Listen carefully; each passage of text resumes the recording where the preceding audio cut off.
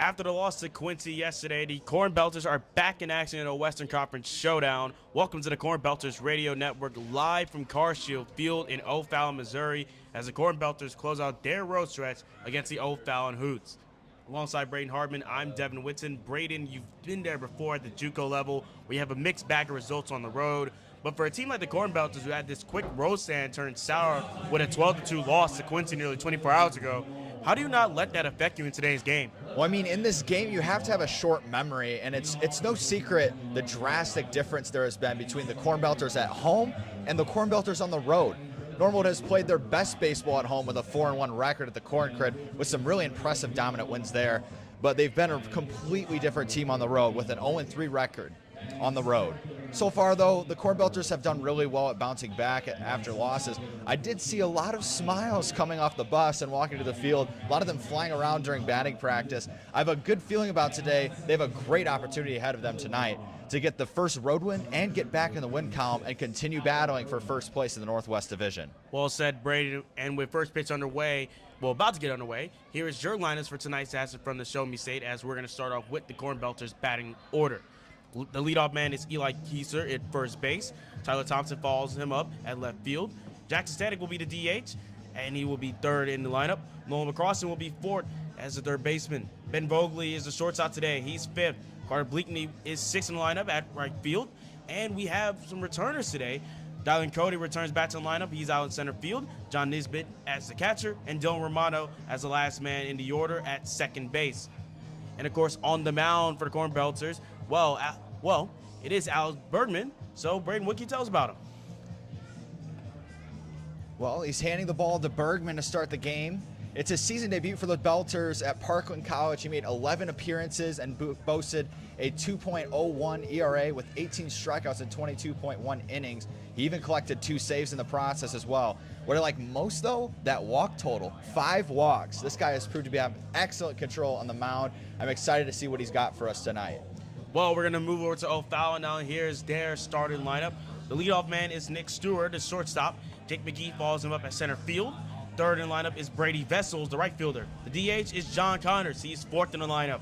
Following him is Nick Buzowski, the first baseman. Mason Breidenbach is sixth in the lineup out at left field. Carson Shear is the catcher, who's seventh in the order. Matthew Rouser is eighth, the second baseman. And the last man is Samuel Paul, the third baseman. And on the bump for the Hoots is Jack Moore. Braden, what can you tell us about Mr. Moore? So Moore is a Long Island University commit and is from St. Louis, Missouri, which, as you know, is not too far from where we are now here in O'Fallon. Moore is coming in today's game following an excellent appearance against the Thrillbillies, throwing 2.2 innings and striking out 4 without giving up a run. He can get around the 90-mile-per-hour mark with his fastball and has excellent breaking stuff. The Cornbelters have been excellent this year at not striking out, though. They'll have a challenge tonight against Moore. Well, first pitch is set to come up soon, so we'll be right back here on the Cornbelters Radio Network as first pitch here from Missouri is set to get underway shortly.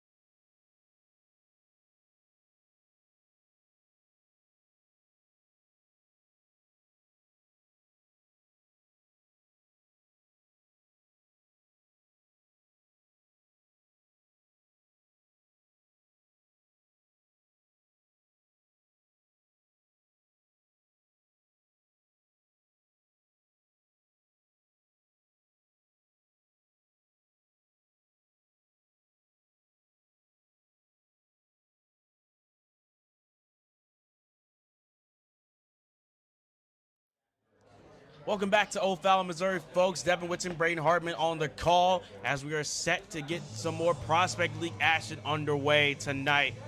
Here in O'Fallon, Braden, how you feeling? I mean, we just went through pregame. I mean, for the Cornbelters, you're 0-3 on the road.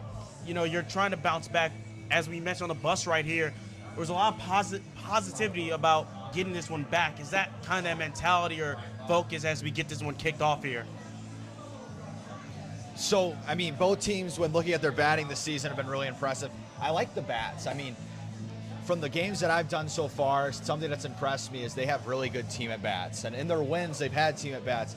Tonight, it's really going to come down to, can the Cornbelters have those team at bats? Because when they've been on the road, they've kind of moved away from it. You know what I mean? And I don't know why, but I mean, have at bats for each other. And I think you can look up at that scoreboard at the end of the night and be happy. I mean, looking at O'Fallon, they're 3-4 so far this season. I mean, at home, 2-2, but a 1-2 away record. And as we mentioned, their last game they won against Drillville, 11-0. I mean, looking at it from the other side for O'Fallon, how are they going to be successful against the Cornbelters here today? I mean, they're another team that's really good at home. I think that's a trend this year, honestly. I mean, you look at the standings, all the home records, it seems like the teams, when they play at home, they play to win. So I think they feel really good about being in their house tonight. They're also very impressive with the bats. They lead the league, actually, in slugging percentage. So you're going to see maybe some gap shots, some hard-hit balls. But, I mean, looking at the starters as well, I mean, the stars they have on the mound for both teams, we're in for some really good baseball tonight. Your umpires for tonight's contest, Eric Eckert, he is the field umpire. And at the plate, it will be Aaron Ashlot. Leading off for the Cornbelters is first baseman Eli Kieser as we're set to get this one underway here from O'Fallon, Missouri. Kieser gets set as we are set to get this one underway. On the mound is Jack Moore. Moore's first pitch is called ball, and we are underway here from Missouri. First pitch. Time is at 6:37 as we get this one underway. Jack Moore, who's on the mound for O'Fallon, currently is at Long Island University. He did not play in 2025 as that one is called another ball. 2-0. I mean, looking at Jack Moore, for anyone new to the broadcast, what can you point out about him, Braden? So for Jack Moore, let me pull up his stat line. His stat line is really impressive. So in his last outing for Moore, he threw 2.2 innings and struck out 4 without giving up a run. As I mentioned earlier in the game, he has that high velocity with the fastball and has excellent breaking stuff. So I'm excited to watch that tonight. Moore just picked up a strike right there. 2-1 count now. The pitch gets Kieser to swing and miss it at 1. 2-2 for the first baseman. Moore, who has a fastball, curveball, and changeup out of high school.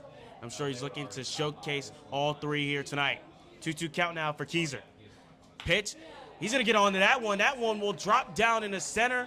The first baseman will get on base, and it's the first hit of the night for the Cornbelters. Got Kaiser to swing at the previous pitch, which was also a breaking ball. He was not fooled on that second one, however, as he was sat back and driven it right back at him for a base hit. Next up for the Cornbelters, number 7, Tyler Thompson, the left fielder. Thompson, who is out of Illinois Springfield, a freshman out of Chandler, Arizona. Set to get started here. The pitch from Moore delivers, fouled away. For Thompson, so far, with a 288 average and 4 RBIs, so far so good in the 8 games he's played this season. One runner at first, no outs. Thompson up to bat. Kieser with a little lead. That one will fall down, base hit, and it's gonna be 2 runners on base. A chance to make it a double. Does he get there in time? No, he doesn't. Tyler Thompson is called out, but it will be Eli Kieser who will advance to third on the error. Well, you can call it an error, but a little bit of miscommunication per se. So Vetzel, that ball was hit to Vetzel, and he kind of was looking to throw. I think he was worried about Kaiser going to third and rushed it, and it kind of bobbed off of his glove. Both runners tried to advance, and unfortunately, for Tyler Thompson. He was gunned down at And second. looks like we have a little bit of a discussion as Coach Dubois has come out now, and he's having a discussion about the recent events. And you got to understand why he's having a discussion like that. He believes that Thompson was safe at second. But as you see here, I don't know if it's as much about that. I think he's pointing at third. I wonder if the third baseman, who's at third, Paulie, got in the way of the runner and he wants him home. I'd be interested to talk to him after the game about what that discussion was about, because he was very clearly out at second, I would say. But yeah, a weird play, nevertheless. Well, with that being said, next up now, it is Jackson Stanek, the DH. First pitch, he swings and misses, strike one. I've loved what I've seen from Stanek so far. He takes some big swings. He's not afraid to let it rip. And when he connects, it always goes a long way. Stanek, one of the few Cornbelters who's went yard so far this season. Moore, his pitch is outside 1-1. Reading the scoreboard, 1 ball, 1 strike, 1 out. Stanek, who's averaging .346 this season. So far, so good. Moore gets set. Kicks, winds, delivers. Down low in the turf, 2-1. I mean, you talk about Jackson Stanek, I mean, out of ISU, so far, a great season, as I mentioned earlier. One of the few Cornbelters who went yard. Nothing wrong with that at all. 2-1 count now. Moore set, checks over at third, delivers. Hit right down in the center field. That will be the first run of the night. Stanek will get an RBI single, and it will be Eli Keyser who scores, and it's 1-0 Cornbelters. Gorgeous swing from Stanek there, right back up the middle again, and that's exactly what you want to do coming on the road. When you've had trouble on the road, you always want to score first, so that's one check you can check off on the checklist. Nolan McCrossin will step in to bat, the third baseman. McCrossin looking to deliver again. First pitch popped up. It is Neesmith who's under it, and that is going to be an out. The second out of the inning for the Cornbelters, as next up it is Ben Vogley. I'd like to point out that the 3 Cornbelters that he faced right away, all 3 got hits. That is the first out of this, or the second out of this inning, my fault. But yeah, really good swings being put on by the Cornbelters so far. Ben Vogley up now, the sophomore from University of Cincinnati out of Hamilton, Ohio. First pitch, runner goes. Thrown, it's AWOL, and that will be a stolen base for Jackson Stanek. An RBI single and a stolen base, all in the first inning for the DH. You didn't think that Stanek would be a threat to run, but he really turned on the wheels there. Throw was, I think he would have been safe regardless, so really good jump by Stanek there. Stanek picks up his first stolen base of the season, as it's a 0-1 count now to Vogley. Stanek hops over at second. Pitch from Moore is called ball, 1-1. Vogley so far hitting .238. He's recorded 5 hits so far this season. 1-1. Moore checks over at second. Runner goes. Stanek, will he beat the throw? He does it. Stanek is called out at third on the stolen base attempt. And that will be it for the top half of the first. Cornbelters lead 1-0. You're watching Normal Cornbelters baseball on the Cornbelters Radio Network.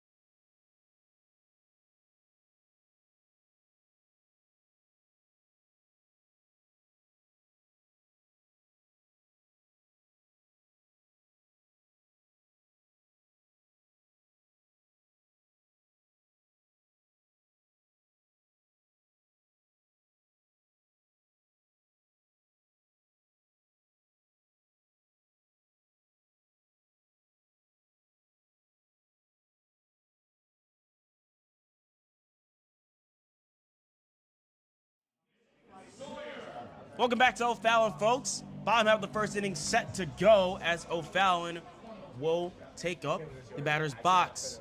Who is on the mound here for the Cornbelters, Braden? That is Bergman, Alec Bergman. He has electric stuff. I got analytics right next to me, so I'm going to be able to see some of his metrics. A thing we love to see. His first pitch is called strike. One of the new additions to the Cornbelters, as he's facing Nick Stewart. He's shortstop for O'Fallon. 0-1. Pitch high, and that is called ball. 1-1. As I mentioned earlier, 18 strikeouts in 22.1 innings and 5 walks. Really impressive. Look for lots of control on the off speed. Should be fun. Pitch from Bergman is called down low. 2-1. Really nice try on the slider there. Tried in to get him to go back a little bit, back off the plate, but couldn't quite get it. Really nice pitch nevertheless. Bergman out of Parkland, his former college, out of Mahomet, Illinois. Gets in the swing after that one. 2-2. Just barely got contact there with Stewart. He's shortstop. 2-2 count now. Bergman checking with his catcher, making sure everything's set. Delivers. And it's Stewart gets on that one. It falls. Can they make a play right there? It's called safe. Romano just nearly had the play, but it's Stewart who makes it in time. And for the first man of the night for O'Fallon, they get a man on base. Off the bat for Stoyer, I thought that was definitely a base hit into right, but Romano made an excellent diving grab. Just didn't quite have enough time to make the throw for the out. Jake McGee steps up to bat now, the center fielder. First is nothing much there.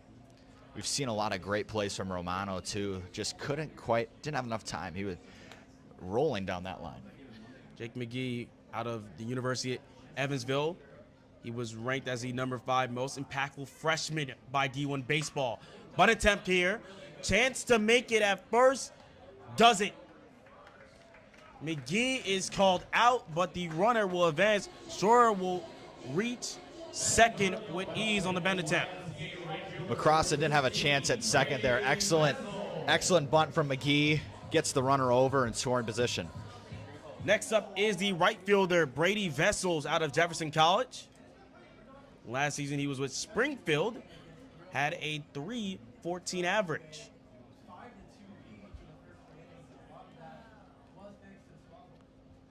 Pitch now, call strike. First pitch from Bergman, call strike. I mean, looking at Brady Vessels, last season with Springfield, 1 home run, 12 RBIs, 9 runs batted in. Definitely a type of player you'd like to have in the prospect league, especially on your team. Pitch as we have a runner going. The throw gets him. Stewart is out. An amazing throw by Neesmith as he will get the runner at third, and Stewart will head back to the dugout. The throw beat him by a mile. Was a little high, but still had plenty of time, did McCrossan, to drop the tag on him there, and that's a much-needed out there. 2 down. 2 down, so a little bit of pressure here for the Hoots. 0-2 count with 2 outs. Bergman set, delivers. Now 1-2. Correct me if I'm wrong right there. 1-2 count. Excellent pitch there. Off-speed slider. He's got him with 2 strikes here. Let's see if he can get him go. 1-2 count with 2 outs. Bergman set, confirms with his catcher, delivers, and that is called ball. Excellent pitch. Fastball at 92 on the outer half. It could have been either way, a strike or a ball. Unfortunately, couldn't get the call, though, so we'll do it again. All 2s on the scoreboard. 2 balls, 2 strikes, 2 outs.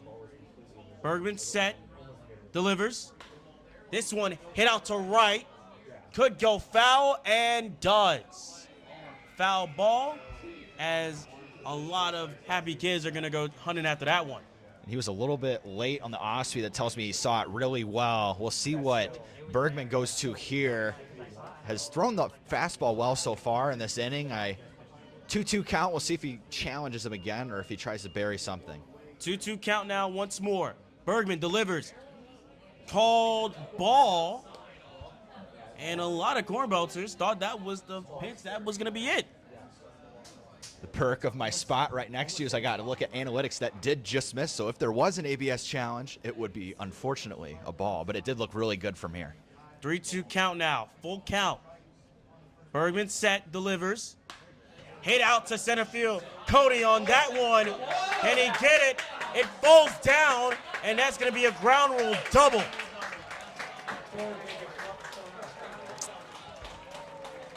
It's a ground rule double for Brady Vessels as a kid from Barnhart, Missouri, will get on base. Goes with the full count slider there. Pretty good spot. He just put a really good swing on it, saw it well. I mean, he was a little bit late on the one before. Could have maybe tried a fastball there. He hit the previous one a long ways. He hit that one even further. Luckily, it didn't go out. John Connors steps up in the batter's box.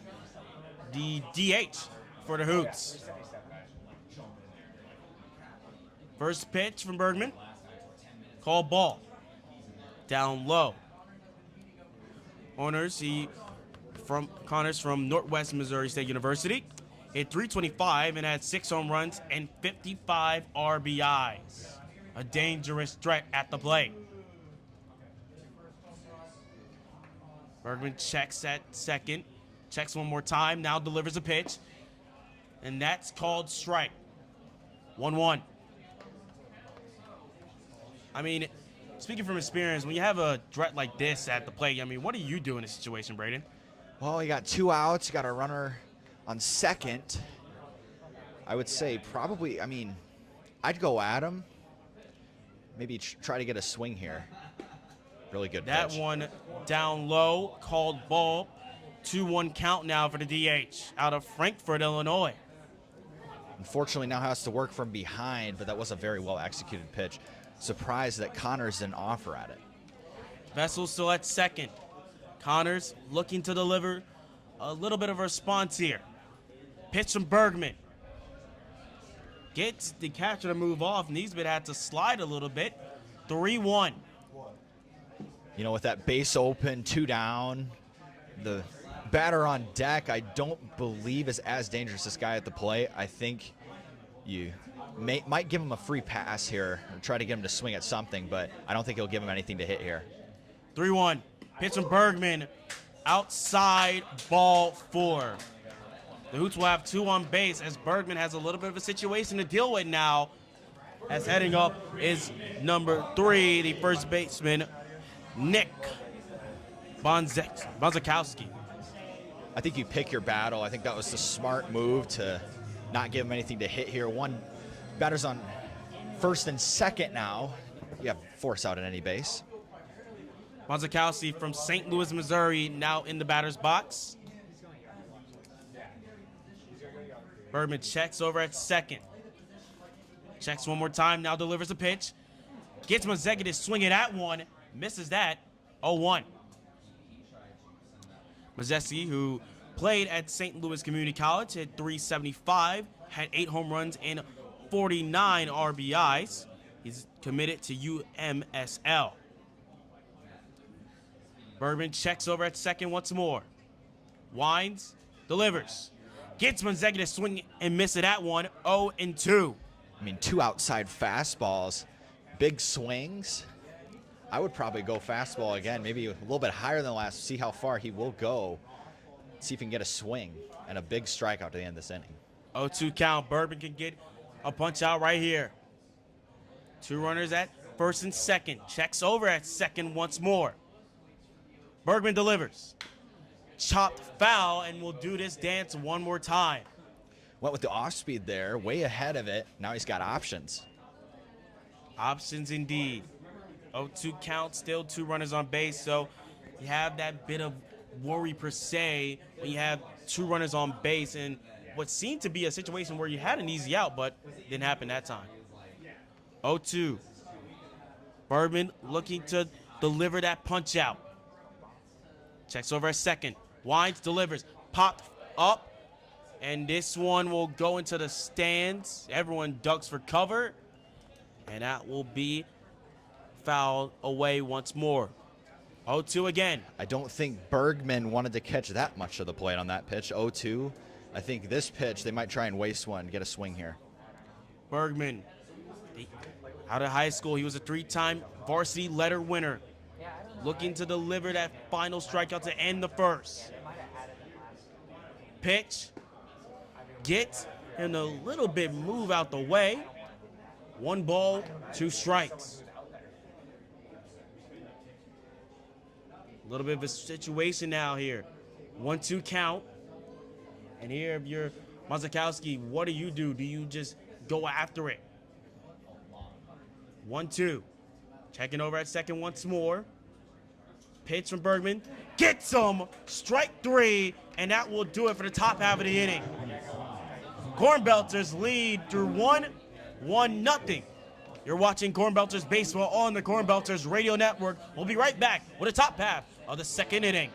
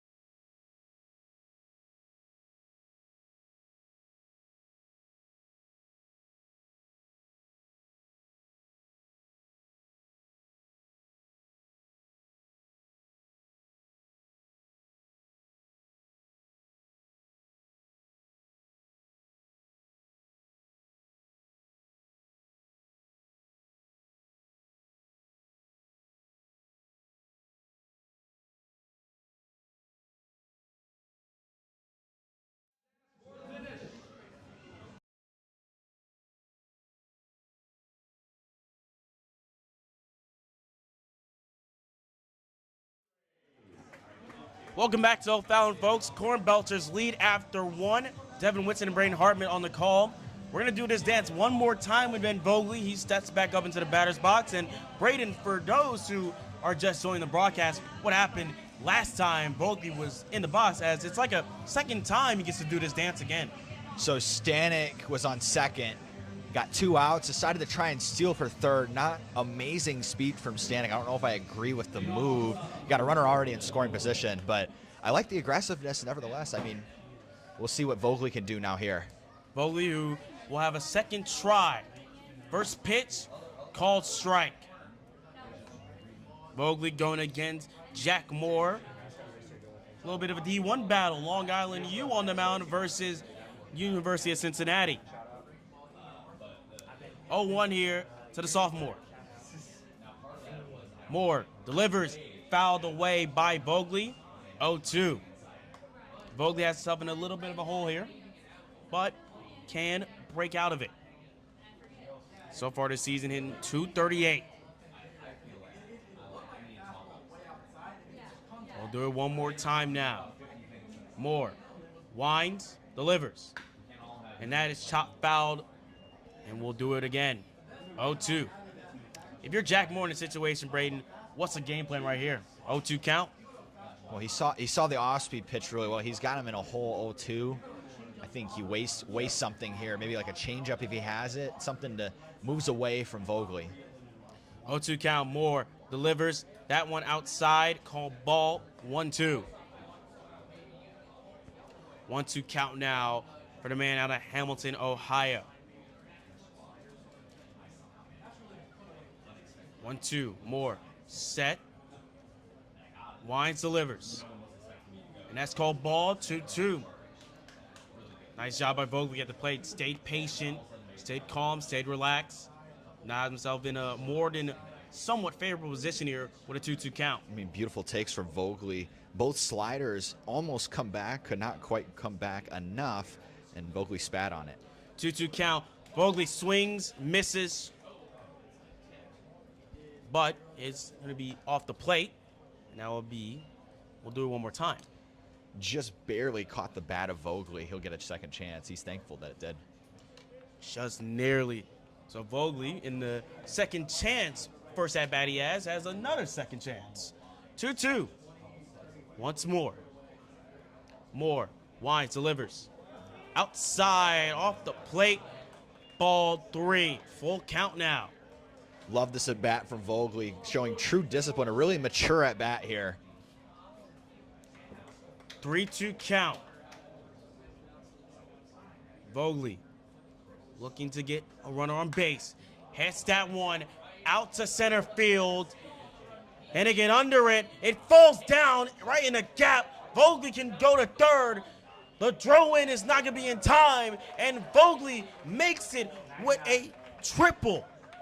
I mean, Vogley's not the biggest guy, but man, we saw earlier in the year, the first game at the Corn Crib, he absolutely launched a homer over. That was to the pull side. We see the opposite field power from Vogley. That ball was scorched, beautiful, played the fade, looked like my golf shot, Devin. Incredible hit. Vogley gets his first triple of the season right there. As next up is Carter Bleakney, the right fielder. A big ask to follow here for Bleakney, but maybe the guy that you want to have. Averaging 444. Bleakney hits that one out to center field. It drops. A line drive drops. McGee late to react, and it's Vogley who will get across home. It is 2-0 Cornbelters. I think McGee out in the center was trying to convince Vogley that he had a play on it, but obviously was nowhere near the ball, and Vogley only flinched for a second, but clearly saw that ball was down and could basically walk home to score the second run for the Cornbelters. Speaking of center fielders, Dylan Cody steps up to bat now with a runner at first. First pitch called strike. Cody, one of 3 Cornbelters who didn't play in last night's loss to Quincy, that being a 12-2 loss. The Cornbelters looking to avenge that loss. 0-1 count now to the center fielder. Cody had to lean back like he was Fat Joe right there. 1-1.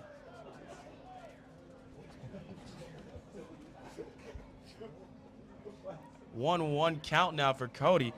Had to lean back and nearly took his head off. 1-1. Cody fouls that one off. Out to right. 1-2. 1-2 for Cody. Got an off day, as you mentioned, against Quincy. He's been struggling a little bit with the bat, but I mean, we saw earlier in the year how exciting this player is. It's just a matter of time before he gets back to his true self. 1-2 count now. Cody looking to not be the first strikeout of the inning. The pitch for Moore, and it's another one fouled away. This one goes right behind the press box. I mean, if you're Cody in the situation as a batter, I mean, what's the idea? Do you want to be aggressive in this situation? I mean, you got contact on it back-to-back times. Is this the time you want to do it again? Well, I think contained chaos is the word that I'm looking for. I mean, you gotta put up a fight here. That's a very valuable run on first. Moore's pitch has him ducking down low. 2-2. Second time, Cody's had to move out the way right there in the box. First time he had to lean back. Second time, he's ducking down low. He's got a more favorable count here, too. We'll see. He went off speed, couldn't get a handle for it. If he can't get a handle, we'll see if he goes with the fastball next. 2-2, Moore.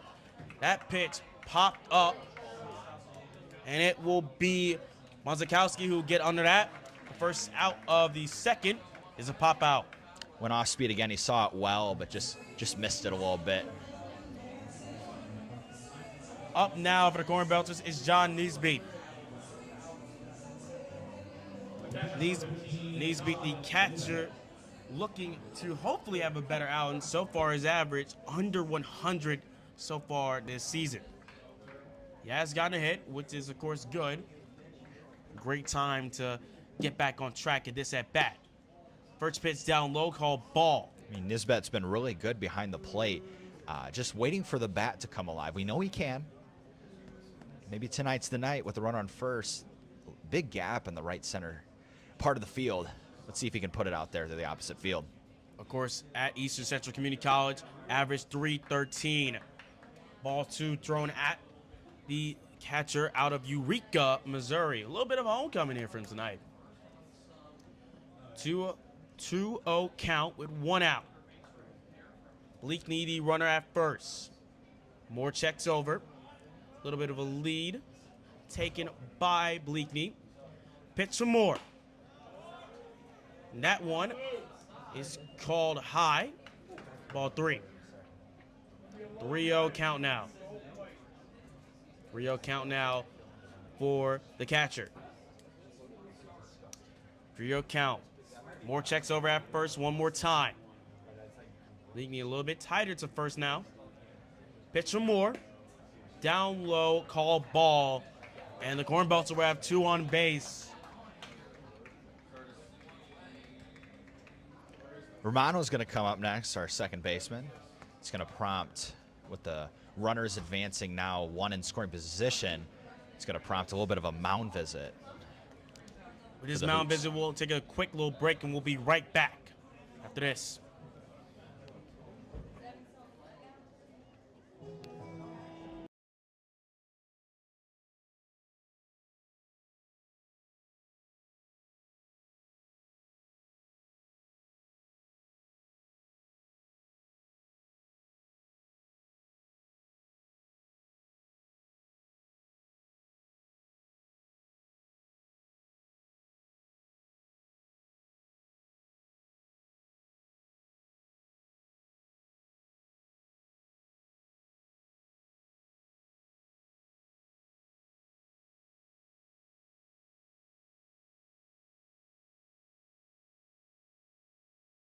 Welcome back to O'Fallon, as next up, a good friend of the broadcast, Dylan Dune Romano. Romano so far hitting 308. So far, so good this season. I'm sure his brother Leo is definitely a happy man. So we'll do this dance one more time as we see there's a bit of action going on in the O'Fallon bullpen. First pitch from Moore is way outside. Ball 1. Yeah, during that during the mound visit we just had, about 3 or 4 Hoots ran down to their bullpen down there. Nobody getting stretched out or anything yet, but definitely want to be there for when they're called upon, with the runners now on first and second. 1-0 count here for Romano. Pitch is in the zone, called strike 1-1. Romano, who, as I mentioned before, is hitting 308, 4 hits in the 4 games he's played. Of course, this season being his first season back in full-time action. Romano, this one fouled off, hits the foul netting. It's 1-2. Romano, definitely someone you want to have as your 9-hole hitter. I mean, 2 RBIs, only struck out once. Type of guy you like to have on your team. 1-2 count. Runners at first and second. Moore checks over at second, delivers, and this one is outside. Ball 2. 2-2 count now for the man out of Kankakee College by way of Chicago, Illinois. I mean, preferably with the second baseman holding on the runner over at second. Want to put something in play to the right side to get that runner over to third easily. 2-2 count now. Moore checks over at second. Pitch. Swung on and missed. Romano sat down for the second time this season. He struck out. Really good curveball from Moore there. Got Cody way ahead of that one. And unfortunately now, we're going to have to do this with 2 outs. Romano swings and misses. As we're back to the top of the order is Eli Kieser, who's up to bat.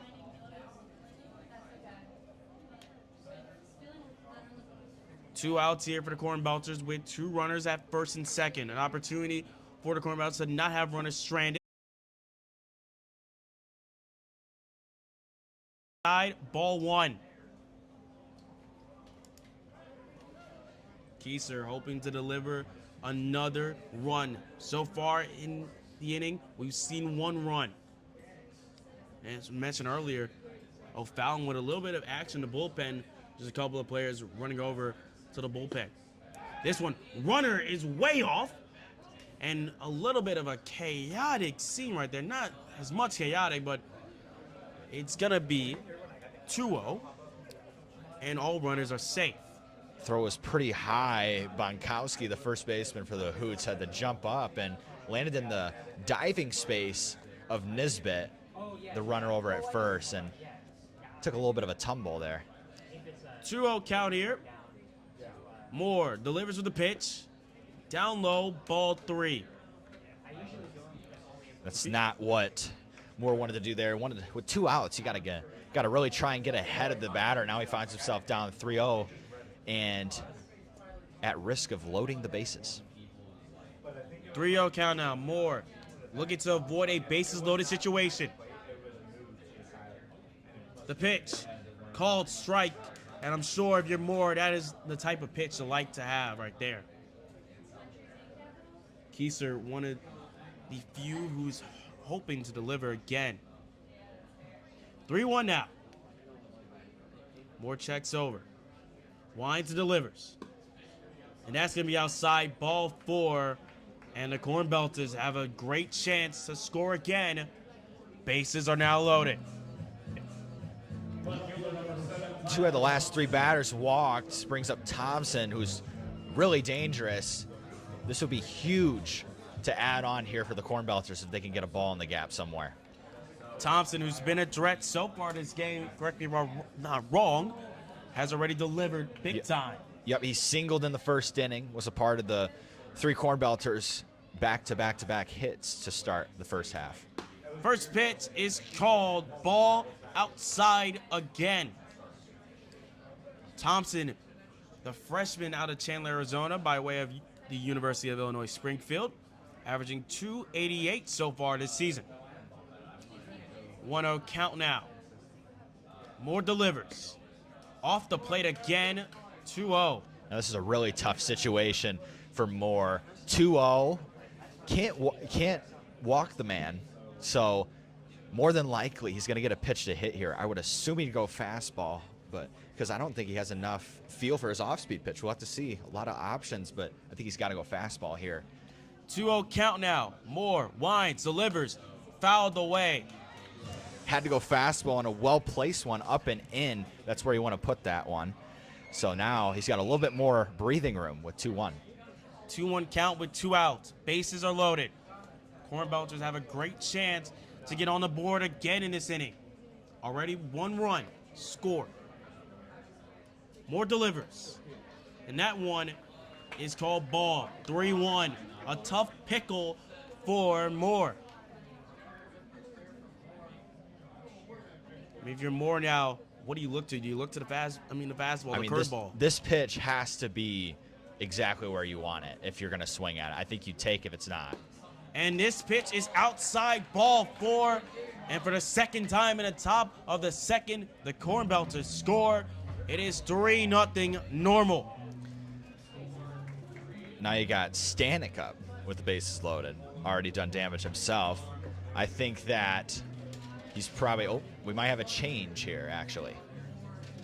We're going to have a change of the minds on the mound. We'll be right back as we'll get to know who is O'Fallon's new pitcher on the board.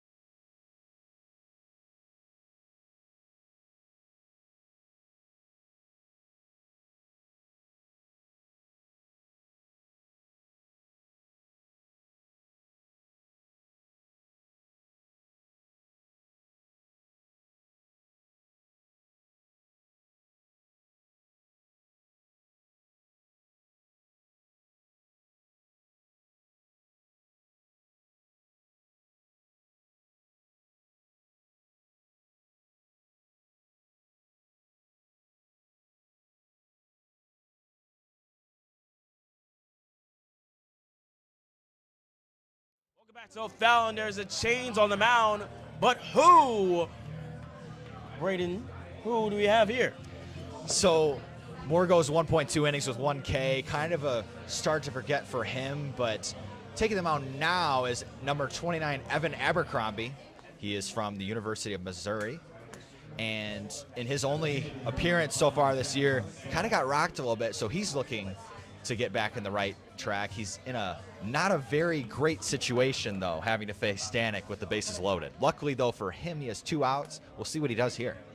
As you mentioned, Stanek now steps up in the batter's box in a bases loaded situation. The only downside, 2 outs. First pitch called, strike, swing and a miss here.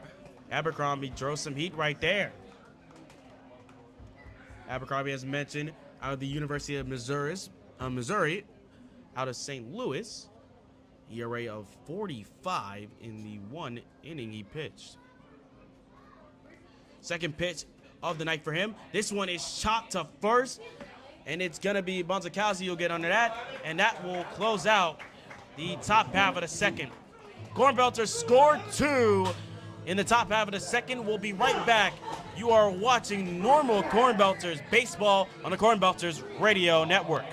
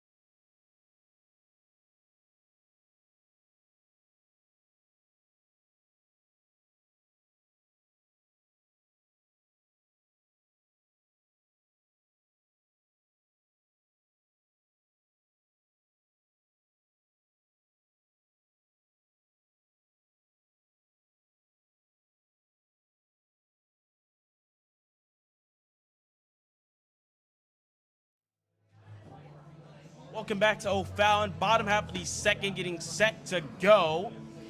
Cornbelters lead 3-0. In the top half of the inning, for anyone just joining us, Cornbelters scored 2. One by way of a walk, and the other way by way of an RBI single.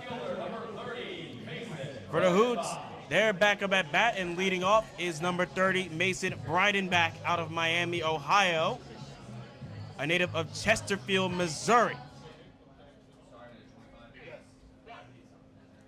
Riding back the left fielder today, a senior for the Red Hawks. First pitch is called ball, and we're back underway. I mean, if you're the Cornbelters so far, great start to the game. How do you follow this, second half up? I think you keep riding what you're doing. I mean, 3 runs the first 2 innings when last night you scored 2 in the whole game. I mean, the bats are really clicking. Everything looks good. Bergman looks awesome. I mean, I think we had him, he can touch 90. He's hit 93 tonight, so he's really pumping the ball. His off speed looks great. Look, let's see if he can keep going. I mean, I love what I'm seeing so far. 1-1 count now here for Breidenbach.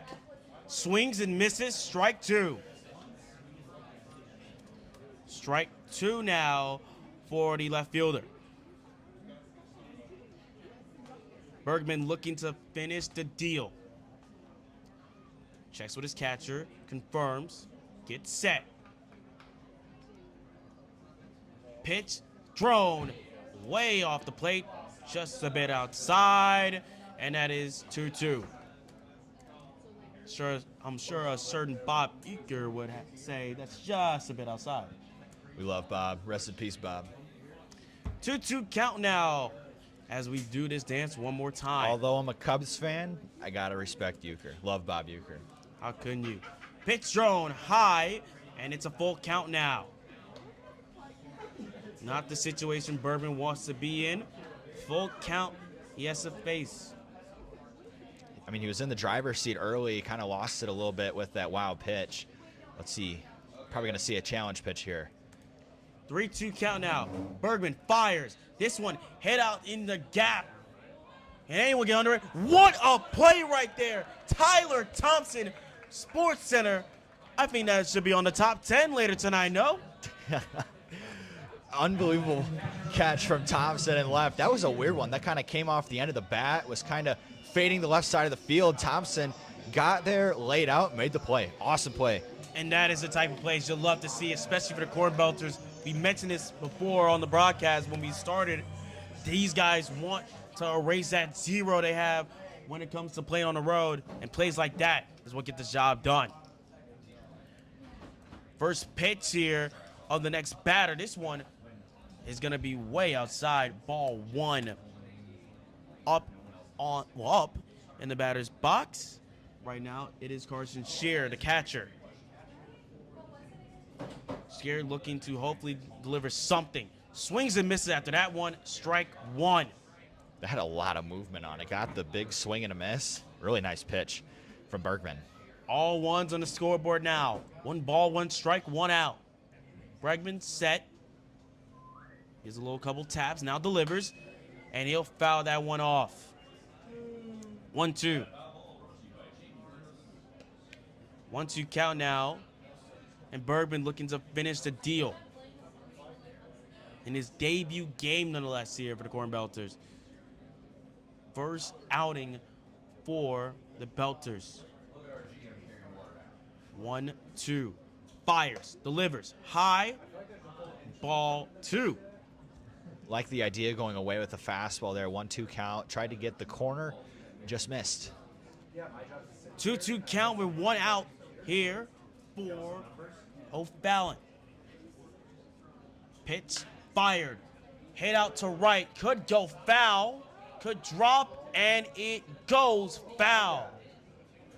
Almost hits a fan in the stands. Thankfully, he's all right, as a lot of kids will go chasing after that one. We'll do this dance one more time. 2-2. Shear looking to get something here. His first at bat of the night. Bergman just checking over, making sure everyone's all right over and right. Let's do that again. A little bit of rhyming right there. 2-2. Bregman set.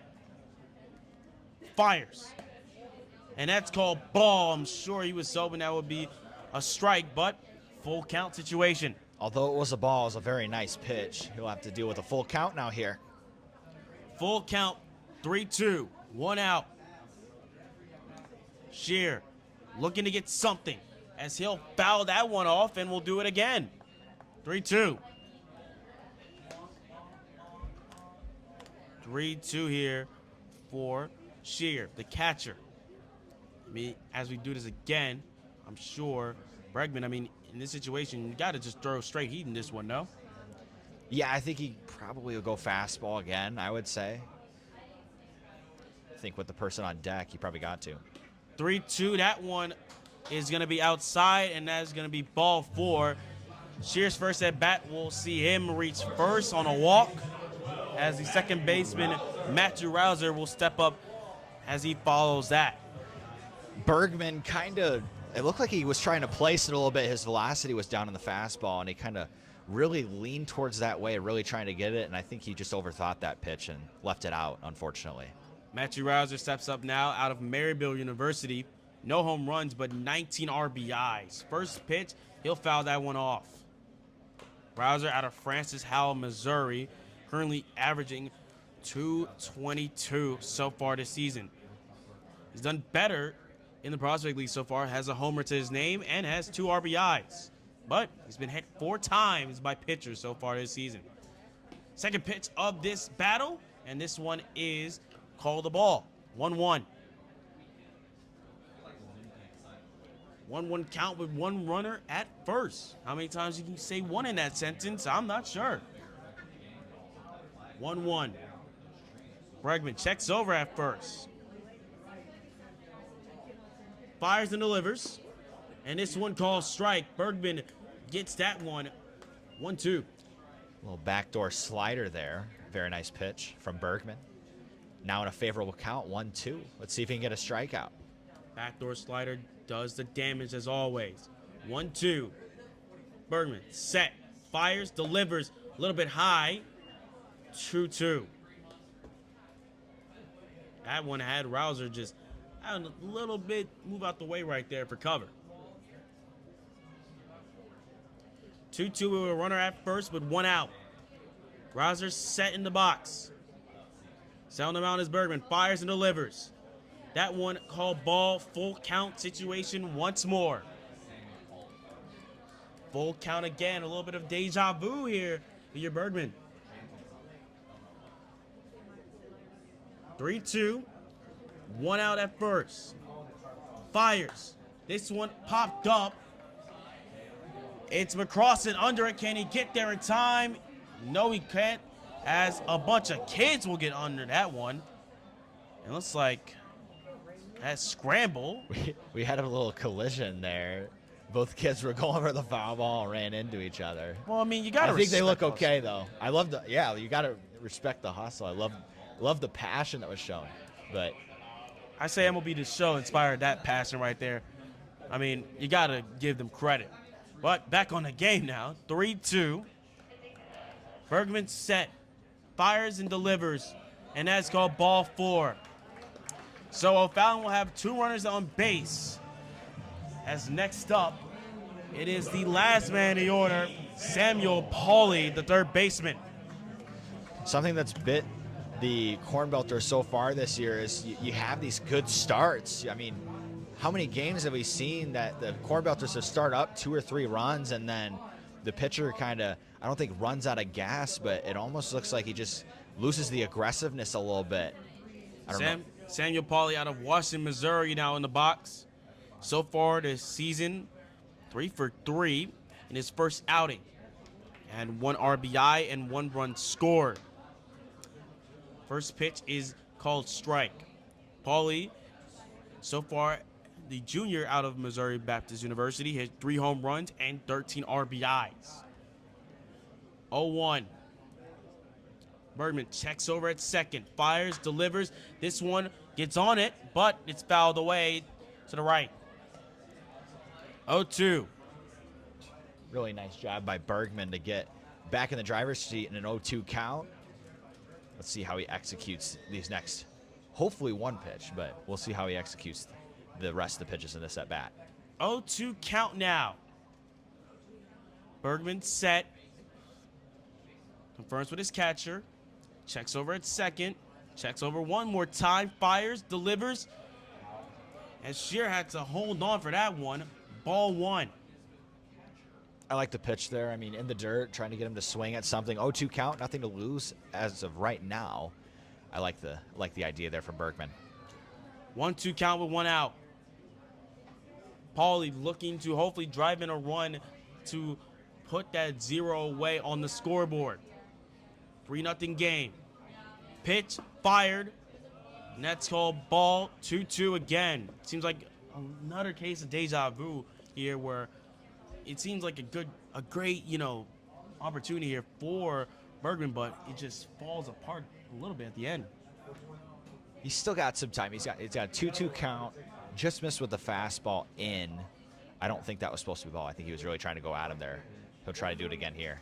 2-2, pitch, fired, and this one is fired foul. We'll do it again. 2-2 with 1 out and 2 runners at first and second. I was about to comment at the start of the inning about how favorable Bergman's pitch count was at, but now you see he's hit the 50 mark here in the bottom of 2. So hoping that he gets out because I'm not sure how much longer he'll be on the mound. He looks good, though. I know that Billy DuBois let the last pitcher the other night go 6 innings, so we'll see how long he can go. 2-2, this one fired out to right. Blake Leakney trying to get under it. He can't. Romano will cover it. This one will be thrown at first. It's gone AWOL. Keezer tried to lay out to make the catch, and unfortunately for the Cornbelters, that will be the first run score on a multitude of errors on that play. I mean, excellent pitch from Bergman. Just kind of it actually broke the bat of Pauly, and it fell into the right side. The right fielder, Bleakney, made a throw in. Honestly, I know that you don't want to let a ball go through like that, but for our first baseman, Kaiser, he might have been better off if he just let it go by him. Hits it out of the way, and it goes all the way to the dugout and allows a run to score. Not ideal in the slightest. First pitch is fouled away, as in the box now for O'Fallon is Nick Stewart. It's not been ideal in the slightest again. I mean, you lose that shutout opportunity in a play where, as I had to stop myself, pitch thrown here from Bergman. He just checked over at first. And that one is going to be no movement. Keep him honest at first. We haven't seen a lot of throwovers from Bergman yet. 0-1. The pitch fired. Hit out to right. Lakeney gets under it. Tries to throw it home. Not in time. As that will be another run scored for O'Fallon. Really nice try. I mean, it was too deep. I didn't think he really had a chance anyway, but a really nice try by Bleakney out there and right. Nice throw, but obviously just didn't really have a chance. That ball was hit very hard. In a few and nearly two at-bats, the 3-0 lead the Cornbelters lead has been erased. 3-2 ball game now. Jake McGee up in the batter's box. Stewart now at first. First pitch, and that's called strike.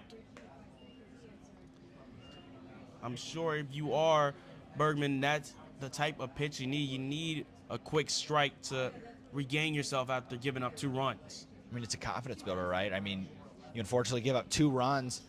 I wouldn't say, I mean, kind of unfortunate events that led to the 2 runs too. You got the broken bat single, the throw, the errant throw, and yeah, you just gotta really try and do your job, focus in, throw strikes, get ahead, all the above. 1-1 with 2 outs. Bergman fires. This one hit out to first, a sharp hit. Keyser wasn't able to get it. It's Bleakney who's going to be under it. He'll get that one over to second. Vogley fields it, but it will now have runners on the corners as the Hoots have a chance to tie this game up, as is Brady Vessels who step up in the batter's box. Really nice piece of hitting there from McGee. Goes the opposite way. Just got past the first baseman, Kaiser. I think it caught a piece of him too, kind of caused it to go over to the right side. Luckily, the runner wasn't able to score on the play. And it looks like we'll have a meeting of the minds at the mound here, as there is action in the Cornbelters bullpen right now. As we'll take a short break and be right back.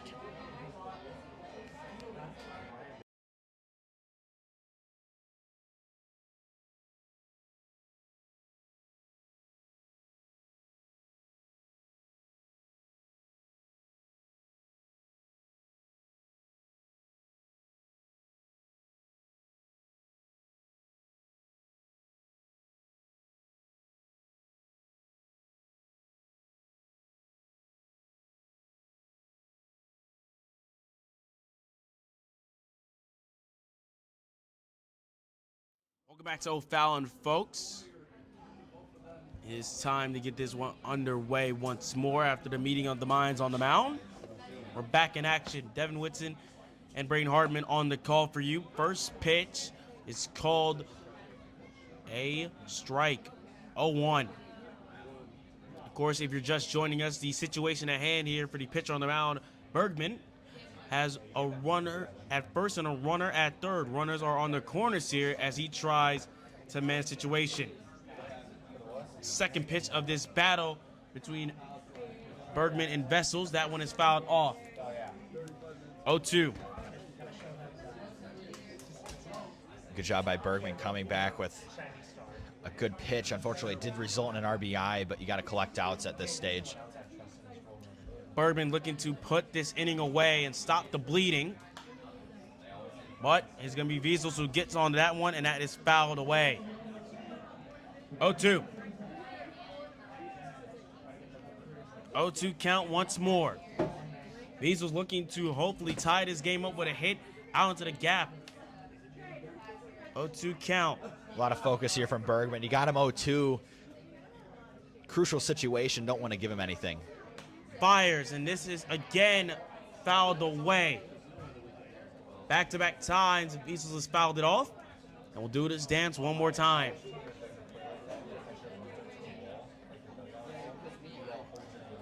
Weasels looking to deliver something right into the outfield, trying to tie this game here. Runners are on the corners, remember that.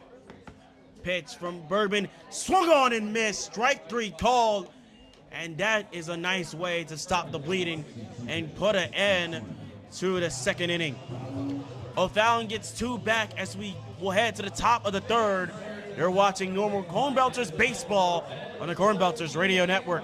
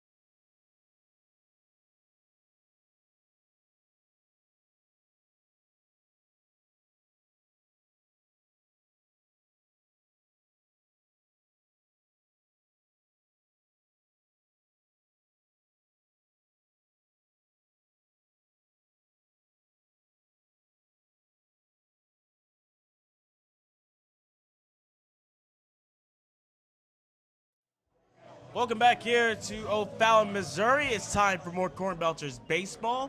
Cornbelters taking on the O'Fallon Hoots. Devin Whitson, Brain Hartman on the call as we're set to get the top half of the third underway. First pitch is high and called ball. In the batter's box is Nolan McCrossin. So far, I mean, it's been going good here for the Cornbelters. We've seen this before when it comes to road games. Strong start, but O'Fallon were able to get 2 back in the last inning. So can the Cornbelters respond here in the third? I mean, you got a good part of your order coming up. I think after the 2 runs, Cornbelters have to be inspired to get a couple more on the board. Got to add on. Got to add on is the goal. 2-0 count now. Fires, and that one is called strike. Of course, on the mound, if you're just joining us, is Evan Abercrombie. Abercrombie, who replaced Moore for the Hoots on the mound. That one called ball. 3-1 here for McCrossin. McCrossin hoping to get on base again. I mean, it's a very valuable base runner to have. I think it's got to be there for McCrossin, or else he'll probably let it go. 3-1 count. Fires. And that is called ball 4. And your wish has been granted, Braden, as McCrossin will get on base. And swallowing him up will be Ben Vogley. Vogley's been unbelievable so far, especially with runners in scoring position. See if Cornbelters can get a break with either with a walk or a pass ball or something to get him over into scoring position, so Vogley can have a chance to drive him in. This time for Vogley, he won't have to do it twice, as he'll have his second at-bat of the day. Had his first at-bat 2 times, of course, if you remember. Stanek was picked up when he was first at-bat, and his first real at-bat didn't go the best. 1-0 here for the man out of Cincinnati. Crossing at first. Down low, called ball. 2-0. I mean, for Abercrombie so far, his second game, correct me if I'm wrong, where he's really playing. I mean, not a bad performance to start off here. Well, starting off early, he looks pretty good. He, in his only appearance this year in the Prospect League, kind of got rocked a little bit, but he has looked pretty all right tonight. That pitch is going to be called strike. 2-1. 2-1 count now for Vogley. Vogley, the man out of Hamilton, Ohio, looking to deliver once more. Last time out, got a triple. He hit this one way out. Could this go? It falls down right into the gap on the wall. Vogley will reach second, and it will be McCrossan who will reach third. And the Cornbelters have a great chance to score here. That was pretty much distance-wise identical to his first double of the game, except this one was pulled to the right side. Gorgeous swing again. I love the swings that Vogley's taking. Two doubles, 2 for 2. A double and a triple Vogley has today. As next up, it is Carter Bleakney. Bleakney looking to drive in another run. So far in nearly every inning, well, in all innings, the Cornbelters have scored. First inning was 1 run, second inning was 2 runs. First pitch, you'll see he swings and misses at that one, 0-1. Abercrombie got him to really chase after that one. Yeah, really nice away fastball at 87 miles per hour. 0-1. Abercrombie set, fires, and this one is chopped foul. 0-2. A little bit of a hole here for Bleakney.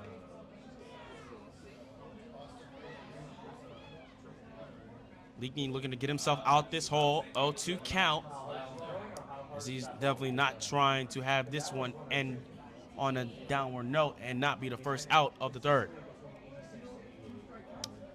0-2. Bleakney set. Fires, delivers, high, ball 1. Has him lean back a little bit. 1-2. Abercrombie lost that one a little bit. Tried to go with the off speed. Can't imagine he was trying to go anywhere near the strike zone on that one. He definitely lost it up near the head of the batter, Bleakney. 1-2 count. Pitch is high, and Abercrombie now finds himself in a 2-2 battle with Bleakney. 2-2 with no outs. Runners at second and third. Cornbelters looking to score again.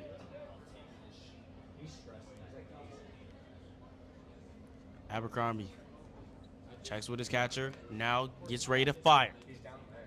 Winds, delivers. This one hit out to left. It's going to be 1 run scored. McCrossan will make it home safely. Vogley looking to make it 2 and does. Cornbelters strike again. 2 more on the board as Dylan Cody steps up in the batter box next. I mean, the goal was to get those back, and they do right away. Absolutely gorgeous swing from Bleakney.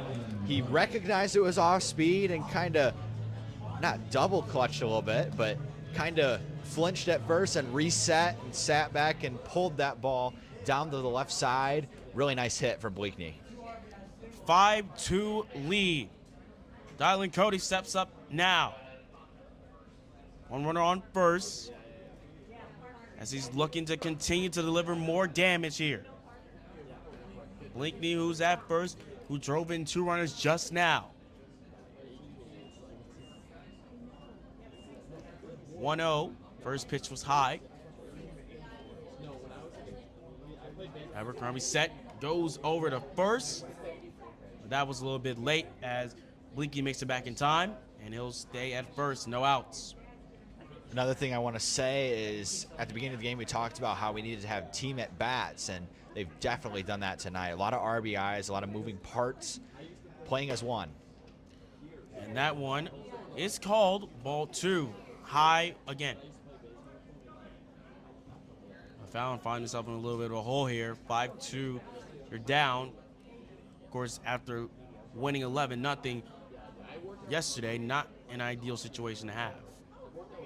Here's the pitch, high, and called ball 3.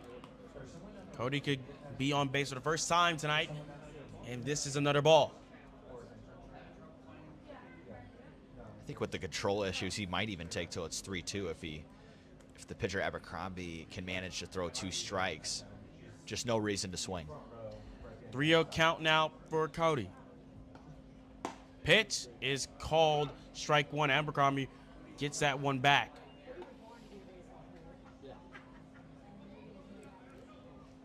Three-one count, no outs. You're Cody, you gotta think you kind of have the green light in this situation, no?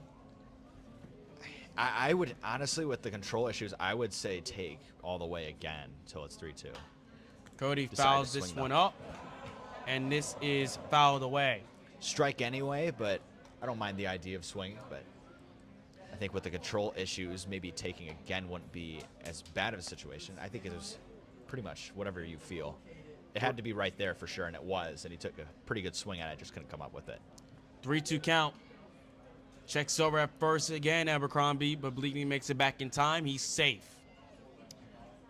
Bleakney will stay at first. Still safe, no outs, but a full count. Dylan Cody. Full count.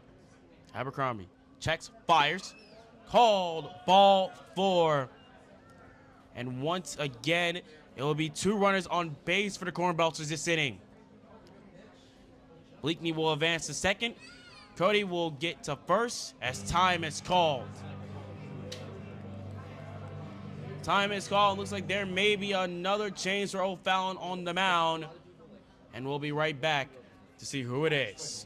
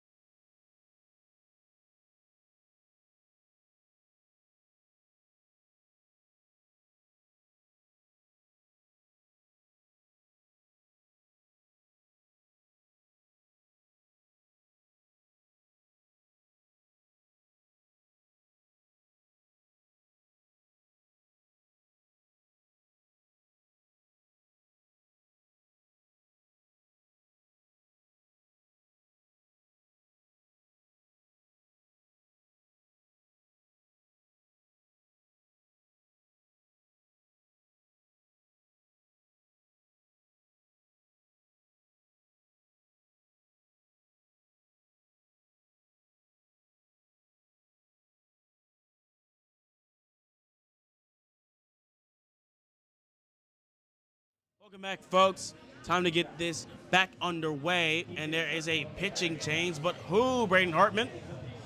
So that's going to be Alex Young. He is a hometown kid from O'Fallon, Missouri. He attends Mineral Area College, pitched just over 4 innings for them. As we'll get this one back underway, 2 runners on for the Cornbelters. Cody at first and Bleakney at second. On the mound now, well, in the batter's box now is John Neesby. Tries to bunt, a double steal attempt, and it is very successful. Cody advances to second, Bleakney advances to third, and now the Cornbelters have another chance of adding on to the 2 runs scored earlier this inning. Third baseman Pauly playing in. The throw went to third anyway. Actually just had zero chance of resulting in an out, but good thing for the Cornbelters. Second and third now here with no outs. Needs to be looking to deliver more damage. That one is fouled off. 1-1. Alex Young looking to try to stop the bleeding in this inning. 5-2 lead. That O'Fallon giving up. 1-1. Young, set, fires. That one is high, and that will be called ball. Lost it a little bit there with the fastball. See if he can get on top of it. He's leaving everything a little up a little bit. 2-1. Needs to be looking to do some damage. Winds, fires, and Neesbet. That one is fouled away again. That's a lot better spot on the fastball. 2-2. From Young. 2-2 as we'll do this dance one more time.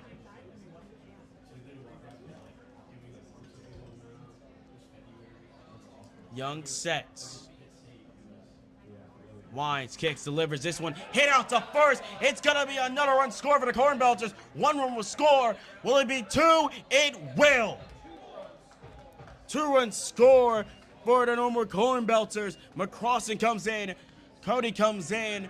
And it is now a 7-2 lead as Neesbet will make it more.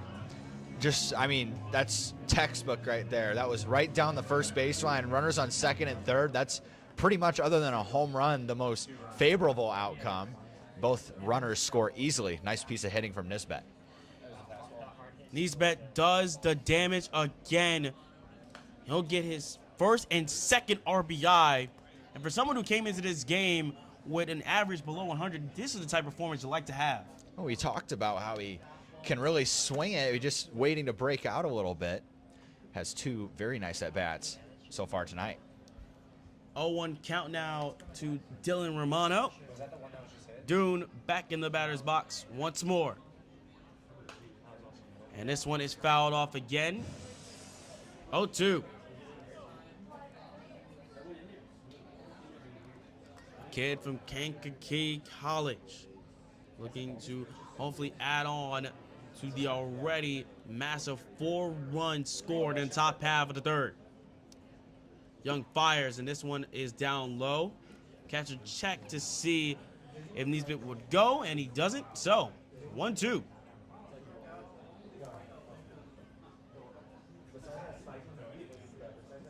Romano is the only strikeout tonight for the Cornbelters so far. Really nice stat line for the Cornbelters as a team. We'll hope that for himself they can get a hit here. And that will be called strike 3. Romano, for the second time tonight, is a strikeout victim. We're going to go back to the top of the order as it's Eli Kieser, who's back in the batter's box, and we'll do this one more time. 1 out here for the Cornbelters. So still a lot to play with as this third inning continues. Young checks over at first. Wines delivers, and that will be called a ball. Long game so far. We're in the third inning. It is now 7:56 here local time. Been going since 6:35, so very high-scoring game so far, and not a lot of innings played. A lot of pitching changes too for O'Fallon, as that one is fouled off. 1-1.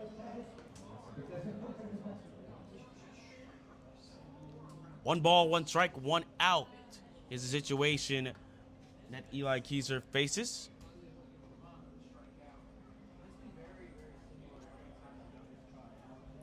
Young checks over, kicks, delivers. Ball 2 called. That one down low. I mean, for Keyser, so far, I mean, as a leadoff man, kind of want to do more damage in this situation. I mean, you want to kind of avenge that strikeout that Romano just had. So that should be the goal. Young fires away, and that is called strike 2. Right down the middle, it seemed, huh? I mean, a really good pitch from Young. Just a little bit on the outside part of the plate for a strike. Really nice spot. 2-2. A little bit of new life. 2-2 and a new life for Young. 1 out still is the situation. Checks over at first one more time. Fires away. And this one is low. Ball 3. 3-2 count now. Runner still at first. And 1 out is still what remains. Young fires. Get some. Strike 3. And that will be the second strikeout of not only the inning, but for Young so far tonight. No messing around for Young on that one. Went right at him with the fastball. High in the upper part of the zone, and he got him to swing. 2 outs. That's a very good way to come back after giving up the run. Now, the runs, plural. Now in the batter's box, Tyler Thompson. Thompson, who's been a threat today. That's going to be a chopper out to the shortstop. That will do it. Stewart will hit Rouser to end the top half of the third. It's 4-run score from the Cornbelters as we'll head to the bottom half of the third after this.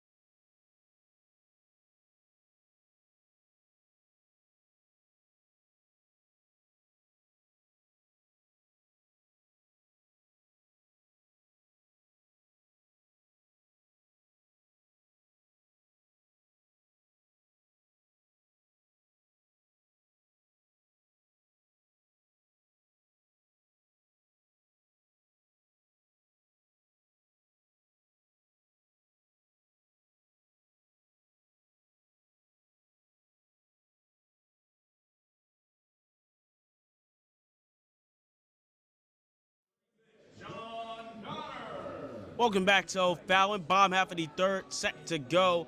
John Connor will step up into the batter's box as it seems like we have a new Cornbelters pitcher. New pitcher is number 17, Edward Kono. Really nice night, though, from Bergman. Other than that 1/2 inning in the bottom of the second, he was absolutely dialed tonight. He looked really nice. I'm sure our friend KC would agree. Edward Kono out of Grand Valley State University.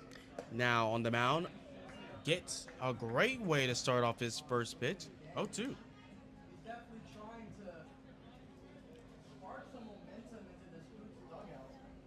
0-2 now here. Gonna looking to put this one away. Fires. This one chopped out. Vogley on it. Gets the throw in time. And he's out. What a throw from Vogley. And he'll get the first out of the bottom half of the third. I talked about how I liked watching this kid swing the bat. I might, maybe, like even more watching him field the baseball. Really nice plays he's made so far this year. He's really impressed me, honestly, the most out of everybody on this team. He can do it with the bat. He can do it with the glove. Just unbelievable to watch. Incredible stuff right there from Vogely. First one, as this one is going to fall right down in the gap. Koenig is on that one. As right there following that one up, Dick Benzalki will make up for the ground out. He'll get on base at first. As next up is Mason Brightenreich. Mason Brightenback is up now. Brightenback now up. Zeki at first. First pitch is a ball. Cano looking to hopefully get this one in and overweight. 1-0. Fires. And that's going to be called a strike. One's all on the board. 1-1-1. Cano now with a 1-1 count. And this one is down low. 2-1. 2-1 count now. One up, one out to deal with. One runner at first. This one is high and outside, ball 3. 3-1 count now, Braden. In this situation, not ideal. I mean, you got to go at him here. I mean, 7-2, you got a lot of room. Can't afford to give them too much, because if you give them too much, they're talented enough to take advantage of those mistakes. 3-1, Cano fires, and that's a swing and a miss. Friedenbacher now in a little bit of a hole. 3-2. I would go back there. I mean, away fastball, he was looking to pull it. I think you go right back with that pitch, especially in the 3-2 count. Friedenbacher in a little bit of a situation. Full count. Cano fires, deals, and that one is called ball 4. Down low, and that will see O'Fallon with 2 on base. Outside fastball again, but just a little bit too low. And now first and second, not ideal. And they'll have Carson Shearer, who walked earlier in the game. Carson Shearer, who walked earlier, as just mentioned, now finds himself back in the batter's box. Different situation now. One runner at first, one runner at second. But the only problem, 1 out. Don't want to ground out to a double play. First pitch, gets the catcher to move off, and that is going to be a ball. I think if Kono has his best stuff, which we're waiting to see if he does, going to want to work for a ground ball here for sure. Keep the ball low. 1-0 count now. Fires. This one is going to be hit out to Keyser. I'll toss that one right to Cano. They'll flip it in time, and that will be the second out of the bottom half of the third. Well, he got his ground ball, but unfortunately it was slow enough that he couldn't quite get the runner out at second, had to just take the out at first. But 2 outs, that's good to see from Kono. We'll see if he can get out of it here with the 2 runners in scoring position. 2 outs as now Matthew Rouser steps up into the batter's box. Now with that, runners are advanced, both in score position at second and third. First pitch, that's one is going to be called the ball. I'm sure Rouser wants to not have a situation where you end the inning with zeros on the board. I mean, it seems like in every other inning, the Cornbelters have only just gotten better and better. And this one is fouled away. And that's a wake-up call, I'm sure, for the fans sitting out there. 1-1 count here for Rouser.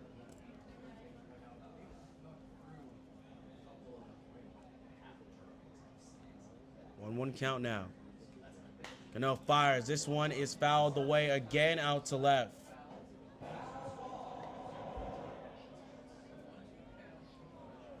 One-two count now. Rouser not trying to fall victim on strikes. Cano fires, delivers, and this one is chopped foul. Hits the padding behind home plate. We'll do this one again.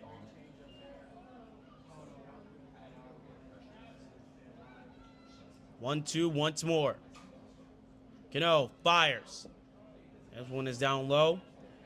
Twos are all on the scoreboard now. 2 balls, 2 strikes with 2 out.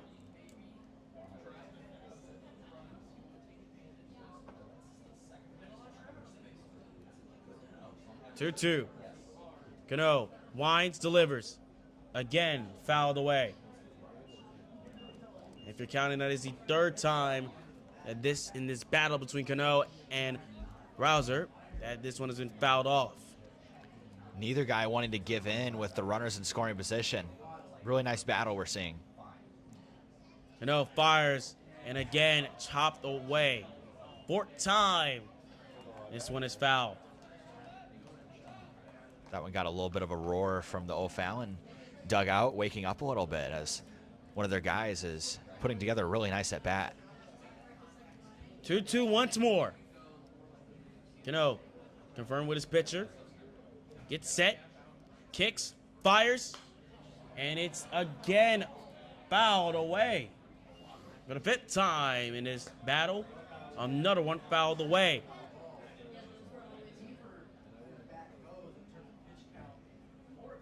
Not ideal if you are Cano. You wanted this inning to be over with, but it seems like you just have a guy that just doesn't want to let go.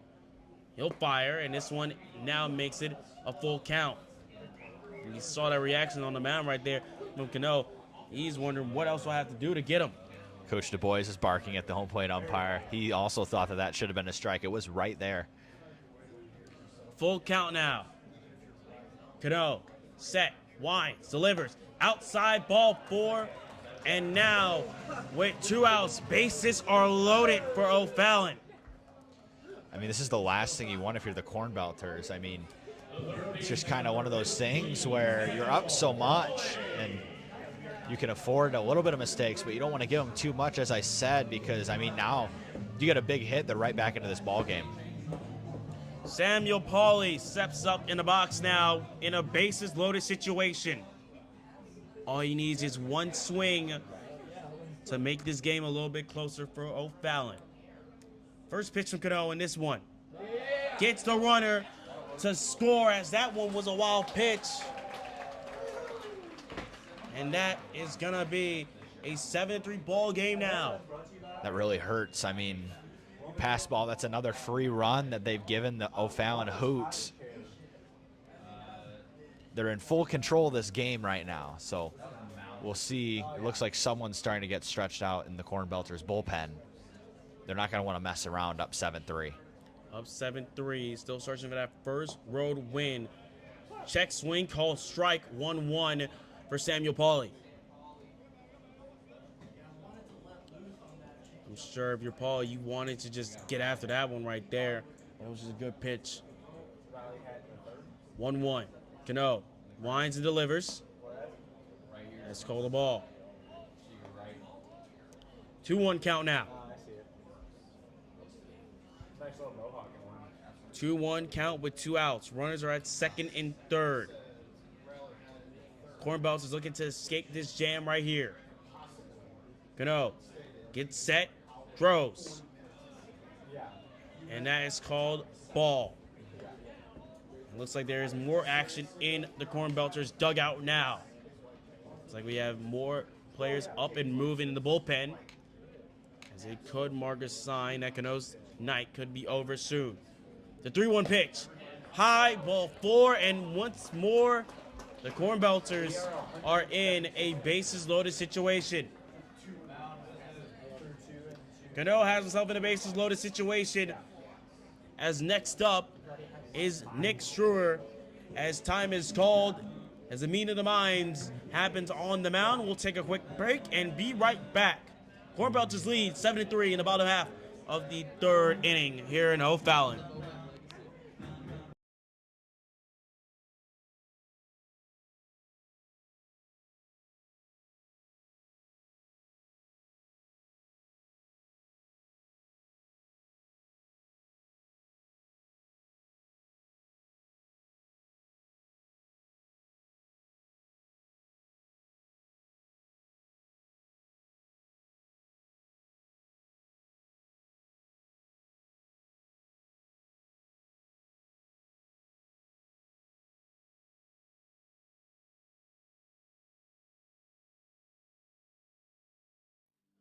Welcome back to O'Fallon. After that meeting on the minds on the mound, we go again. Nick Schroer steps up to bat as we'll do this one again. I think Kono is going to have a short leash here. 2 outs, bases loaded again. We're going to see if he can get this out here. This one is fouled away. Schroer's first pitch of this battle that he sees is fouled off. 0-1.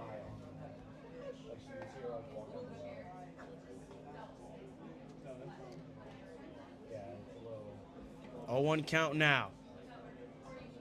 Sure, a little bit of a pickle. This one is off the plate. 1-1. Bases are still loaded for O'Fallon, so despite the having 2 outs here, it's a great chance for them to continue to edge away off this lead.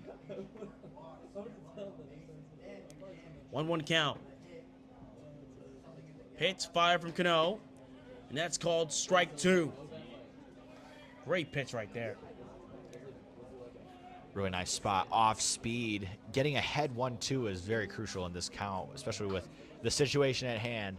Let's see if he can shut him down. And this one is down in the turf. It will be 2-all. 2 balls, 2 strikes, 2 outs. Great block from our catcher, Nisbet, behind the plate, keeping the ball in front of him. Really nice pitch, but also the catcher does his job. 2-all. Cano fires. This one hit out to third. It's going to be a run scored. Another one will score here for O'Fallon. They are edging ever so closer to tying this game. 2 runs scored as Nick Schroer gets a RBI double. I mean, that's the one thing that you couldn't have happen, and unfortunately it was in the perfect spot down the left field line, but I'm surprised that he's still in the ball game here now with it being 7-5. 7-5 ball game now. Schroer with an RBI double that brought home 2. Cornbelters' lead has shrunken massively. Jake McGee now in the batter's box. First pitch he sees is the ball.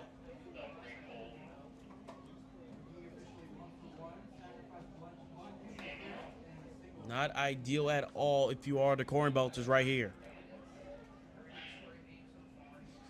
This one is outside again, ball 2.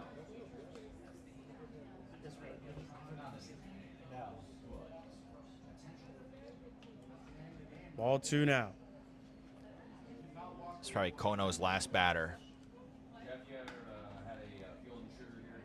2-0, and this is outside again, ball 3. This is not ideal in the slightest. 3-0. This one is called a strike, and definitely the type of call you need right there for Cano. Nisbet really helped out there. I don't know if that ball was a strike. It was a little outside, but a great frame by Nisbet got the call.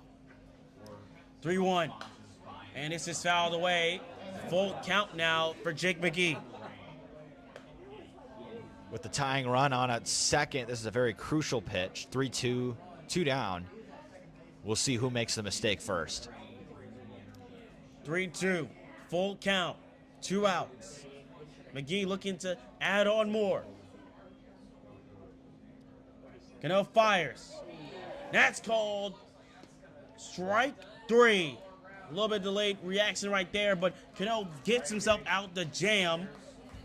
3 runs scored, though, for O'Fallon. O'Fallon has shrunk the Cornbelters' lead. It's now 7-5. We'll be right back with the top of the 4th here on the Cornbelters Radio Network.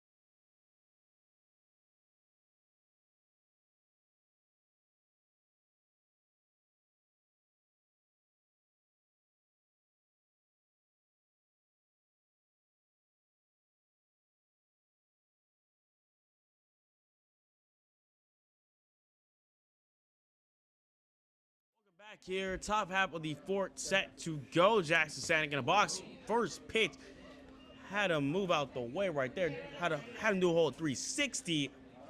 Ball one. Stanek back in the batter's box.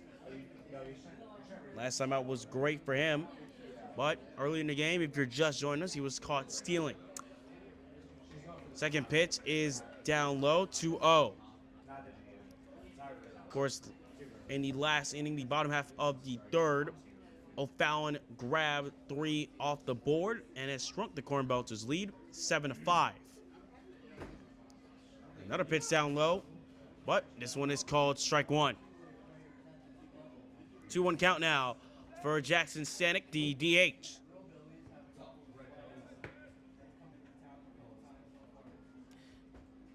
Two one. Pitch from lane, fired, delivered, and that is called strike two. That dugout over there in normal needs a charge. Let's see if Stanek can get a really much needed hit so they can continue scoring. And the Cornbelters have scored in every inning so far. Young looking to get that punch out right here. And that's called ball 3. Full count now for Stanek.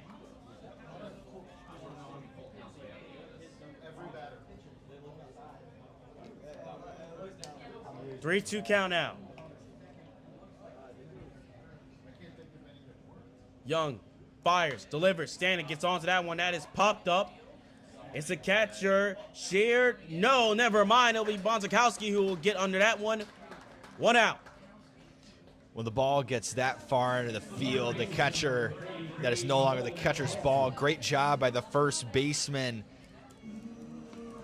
Bonzakowski, for calling off the catcher and taking charge on that fly ball. So the first out of the top half of the fourth. Now up next for the Cornbelters is Nolan McCrossan. McCrossan did damage last time up. We'll see if he can do some more damage here. First pitch from Young. That's called strike one.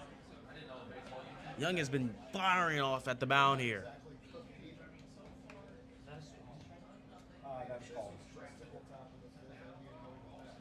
Oh, 1 here. Young fires.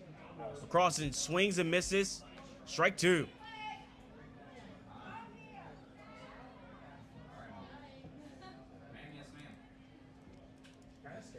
Oh, 2. Young looking for another punch out right here. Winds, delivers. And that will be a ball. 1-2.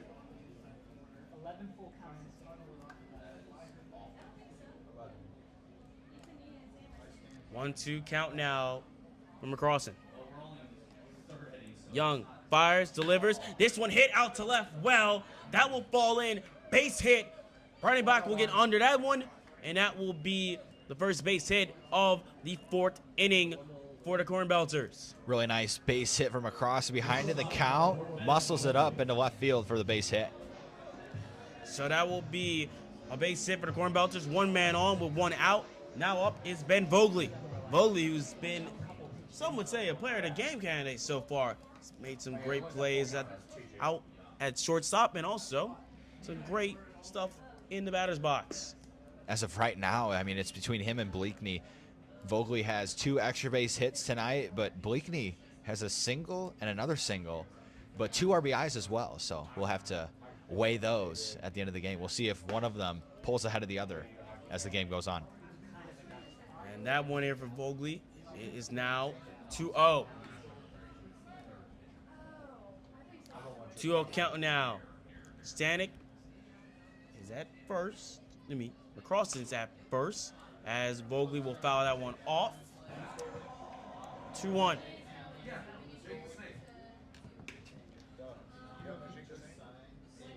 Two-one, 1 out. McCrossan at first. We'll do it again. Young fires, delivers. And this one is called strike 2. Nice pitch right there. Great 2-1 curveball on that one. Paints the outside edge. And now more favorable count for the Hoots pitcher. 2-2 count with 1 out. McCrossan at first. Young fires and delivers. Strike 3. Young gets another strikeout to his name. Another Cornbelters batter falls victim, as now that's the second out of the top half of the fourth. Young put that in the same spot as the previous breaking ball, also in the strike zone, and he could only stare at it. Now up in the batter's box is Carter Bleakney. Bleakney first pitch, swings and misses on that one. Strike one. Young has been dealing since he's been on the mound here. He has really shifted the momentum in this game for O'Fallon. 0-1, Young fires. That one called strike two. Currently in the top of the fourth here, there have been 11 full counts so far in this one. That's insane for the low amount of innings we played. 0-2 count. Young looking to put this one away. Wines delivers, runner goes. That one called strike three, but can Bleakney beat it out? He won't. So mark it as 3 straight strikeouts there for Young. The top half of the fourth is done. And for the first time all evening, the Cornbelters are scoreless. But the good news, we'll have a new pitcher for the Cornbelters to talk about here in the bottom half of the fourth. We'll be right back. You're watching normal Cornbelters baseball on the Cornbelters Broadcasting Network. Sorry.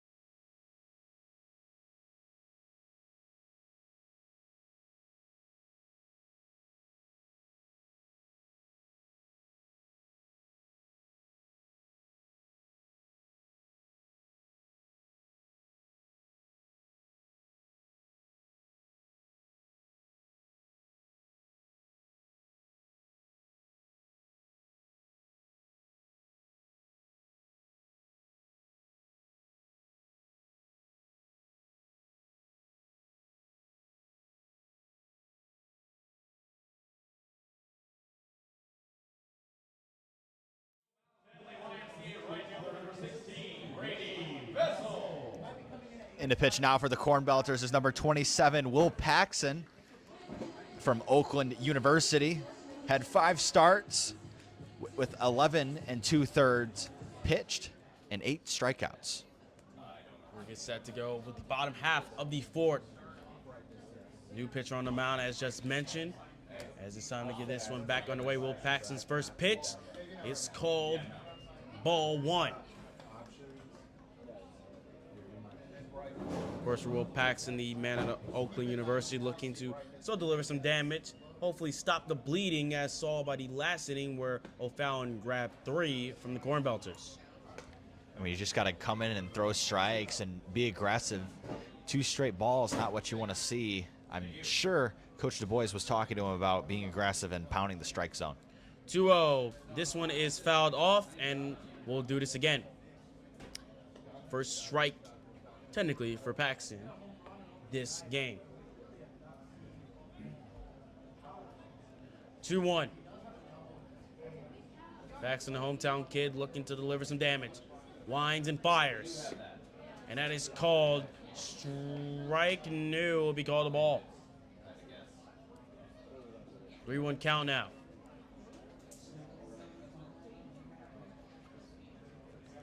One count here for Brady Vessels. Paxson fires. This one hit out. Cody under it.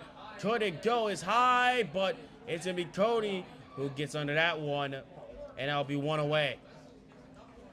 Great turnaround, great ability right there from Cody. Just immediately broke on it like he's a DB right there. Just broke on it well and got into that for the first out of the inning. Vessel put a great swing on it, just kind of missed it. As you heard from the bat sound, it didn't sound completely flush. Cody trailed back immediately. I think he thought it was going to go a lot farther than it did, but it did die in the air, and it was an easy catch for Cody out there in center. Next up in the batter's box for O'Fallon, it is John Connors. And this first one is fouled off.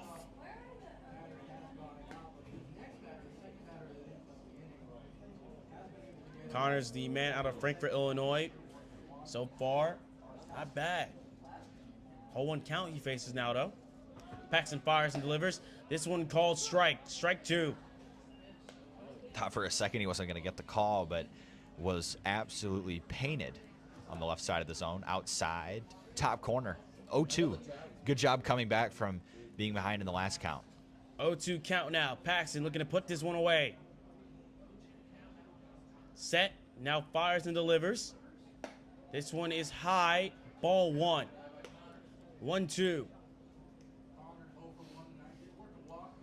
Could have been a little bit more aggressive, a little bit more of a competitive pitch there, but nice take there from John Connors. 0-1 Connors is today. This one is down low, and it's called a ball. 2-2. We'll do this again.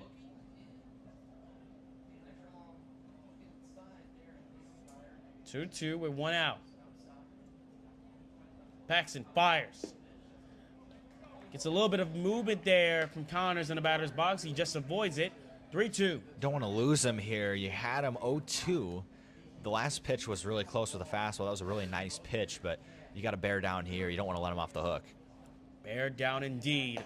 And he does! Strike three. Paxton gets Connors to swing and miss. Connors is now 0 for 2 on a day, as Paxton now has 2 outs to his name.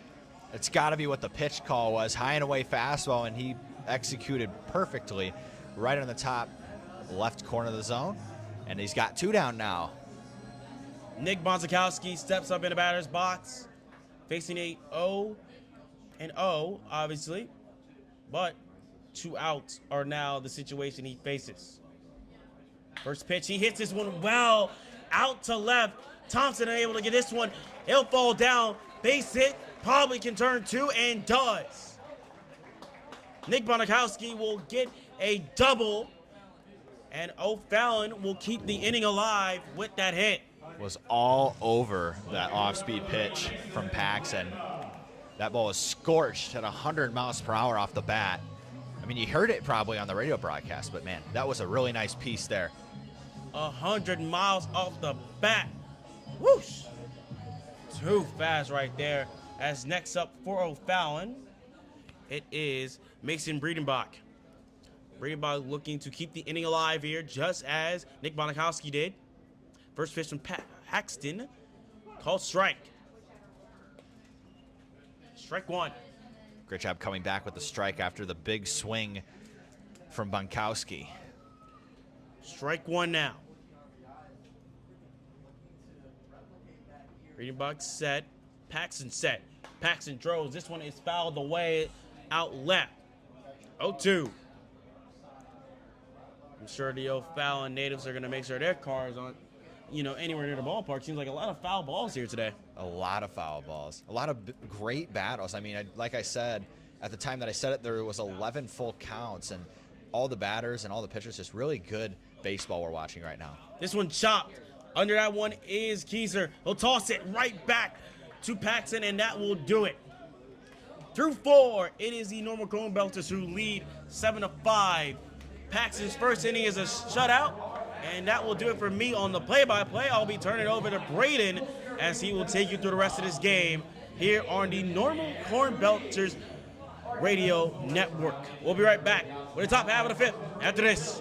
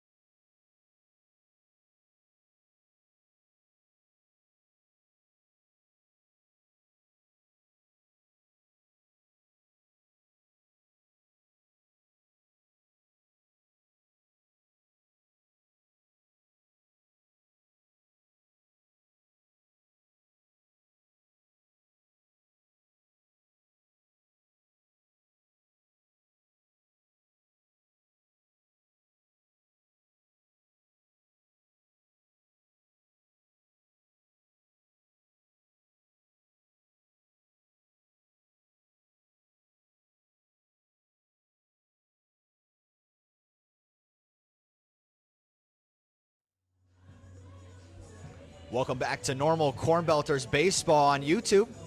Alex Young remains on the mound for O'Fallon after a big 0 he put up there in the top of the 4th. The Cornbelters hoping to add more runs onto that lead. They only lead by 2 after a big inning from the Hoots. Leading off for the Cornbelters is Dylan Cody. He'll take first pitch high for ball 1. Dylan Cody has been a threat at the plate recently. Cody has done his damage, and I'm sure he wants to do more damage here. Second pitch to Cody is an off-speed pitch in there for strike 1. We're even at 1. 1-1 now. I mean, for Young, he's been really been a problem here for the Cornbelters to deal with so far. Young takes a deep breath, fires home. Just missed there. 2-1, and a favorable count for Dylan Cody. Favorable count now. I'm sure if Cody he wants to continue to get on base, this is the time to do it here. The 4th pitch to Cody. Swinging a big miss from Cody. Fastball, 2-2, evens the count. A lot of offense tonight. As you know, the score is 7-5 in favor of the Cornbelters. 9 hits for the Cornbelters and 7 for the Hoots, combining for 16 hits between the two ball clubs. Next pitch is a fastball in there, and that'll be strike 3. Cody goes down for his first strikeout of the night. Young has just been dealing on the mound. I mean, it seems like wherever he throws, heat is there to follow, and that has shown once again another strikeout to his name here tonight. John Nisbet will now step in for the Cornbelters, hoping to increase his streak of the first 2 at-bats for him. 2 quality at-bats with a walk, and that single to right for the 2 RBIs. 2 huge RBIs now looking at the game as that first pitch is low for ball 1.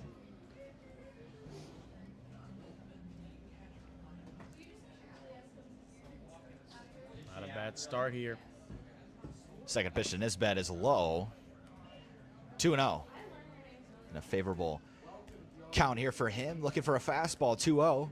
See if he can get on base for the Cornbelters for Dylan Romano, who is 0 for 2, looking to break out. Romano here has struck out twice, looking to break that duck. And that one is just in there. He went with the off-speed away, a backdoor curveball. 2-1.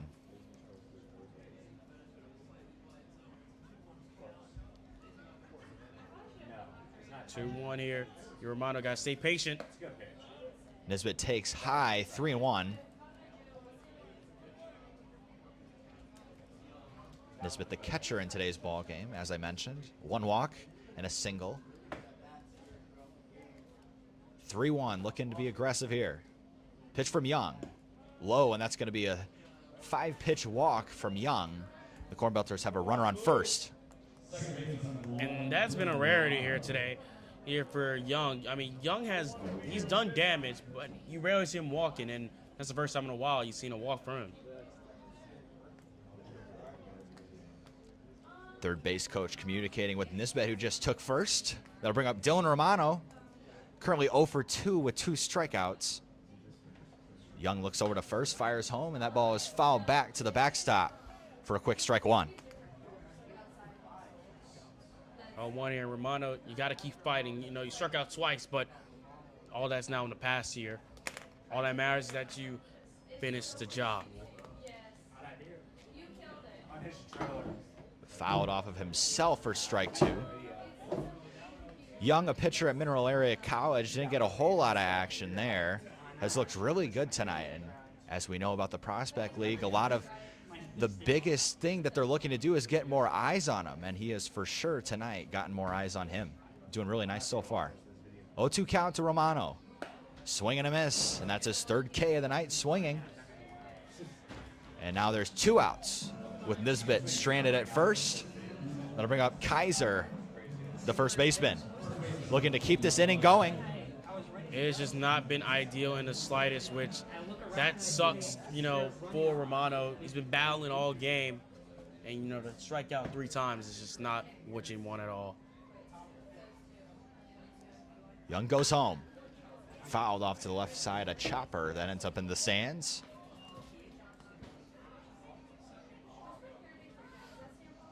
And Young will need a new baseball. Young digs in, looks in, he's got a sign. Nisbet takes his lead at first. Looks over, comes home. And just a little low, 1-1. 1-1 here, and you have 2 outs now. I mean, all you got to do really, if you are Kaiser, just make sure you tighten up.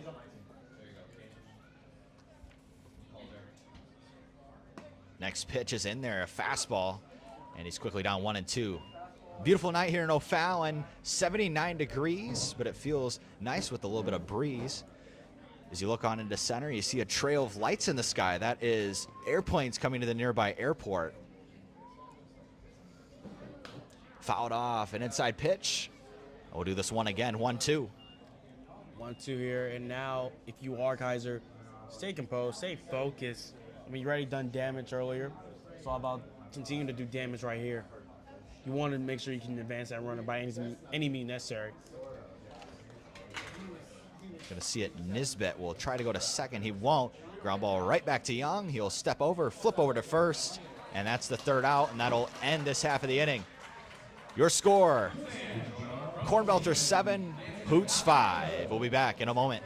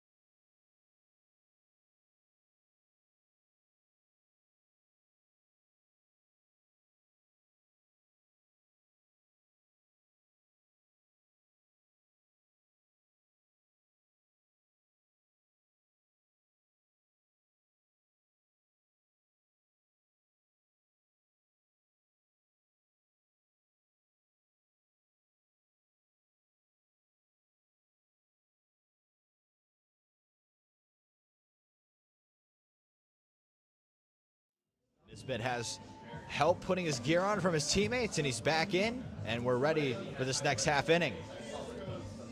Paxton takes the mound again, looking to continue. He's been really good for the Cornbelters so far this year. They hand the ball to Old Reliable, hoping to keep the Hoots at 5. That'll bring up number 10, Carson Shear. He had a walk back in the 2nd, but that's all for him. Carson Shear here, only just with a walk, but I'm sure he wants to help in any way possible to shrink that lead that, of course, the Cornbelters have right now. Swinging a big miss from Shear, outside fastball, got him to swing. 0-1.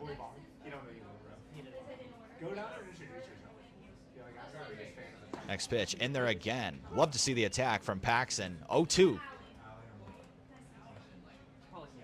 Cornbelters wearing their green uniforms with gray pants, yellow numbers, and the Hoots wearing their yellow uniforms with black sleeves and white pants. Ripped over to third. He's got it. Gloves it. Throws it across the diamond for an easy 1st out. That's a big 1st out there for Paxton. Simple as simple is. I mean, pretty much a textbook play, and that is what you need to do. If you're the Cornbelters now, I mean, still with this 7-5 lead, I mean, you had to let it slip a little bit earlier. Now the goal is just to finish strong. You need to have more plays just like that. Rousler will get another chance. He has 2 walks so far tonight.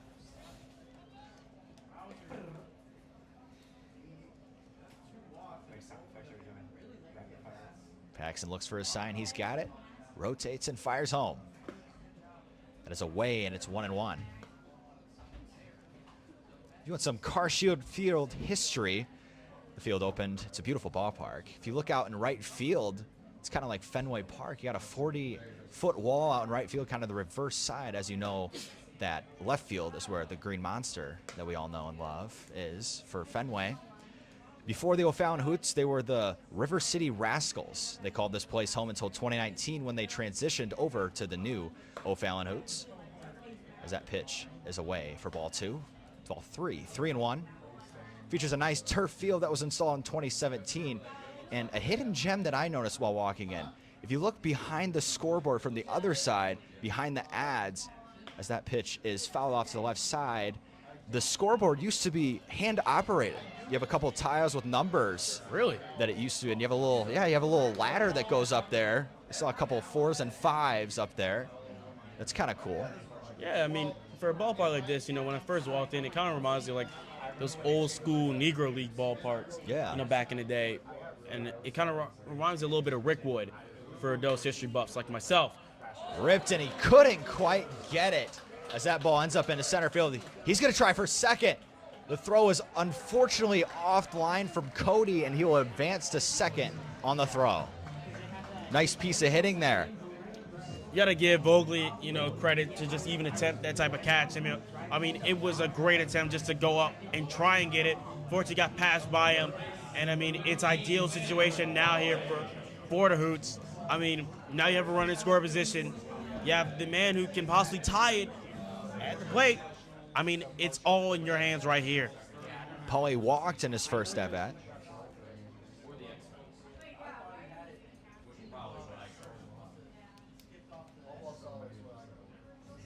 Looks over to second. Looks over twice. Paxton comes home. Fouled off behind the backstop.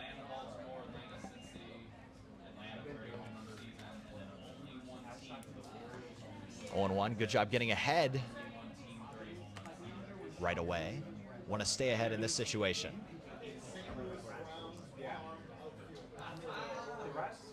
We're now past the 2-hour mark of this one, and we're just about halfway done. Paxton looks over to second. Looks over twice. Comes home once more, and that ball is low, and it's 1-1.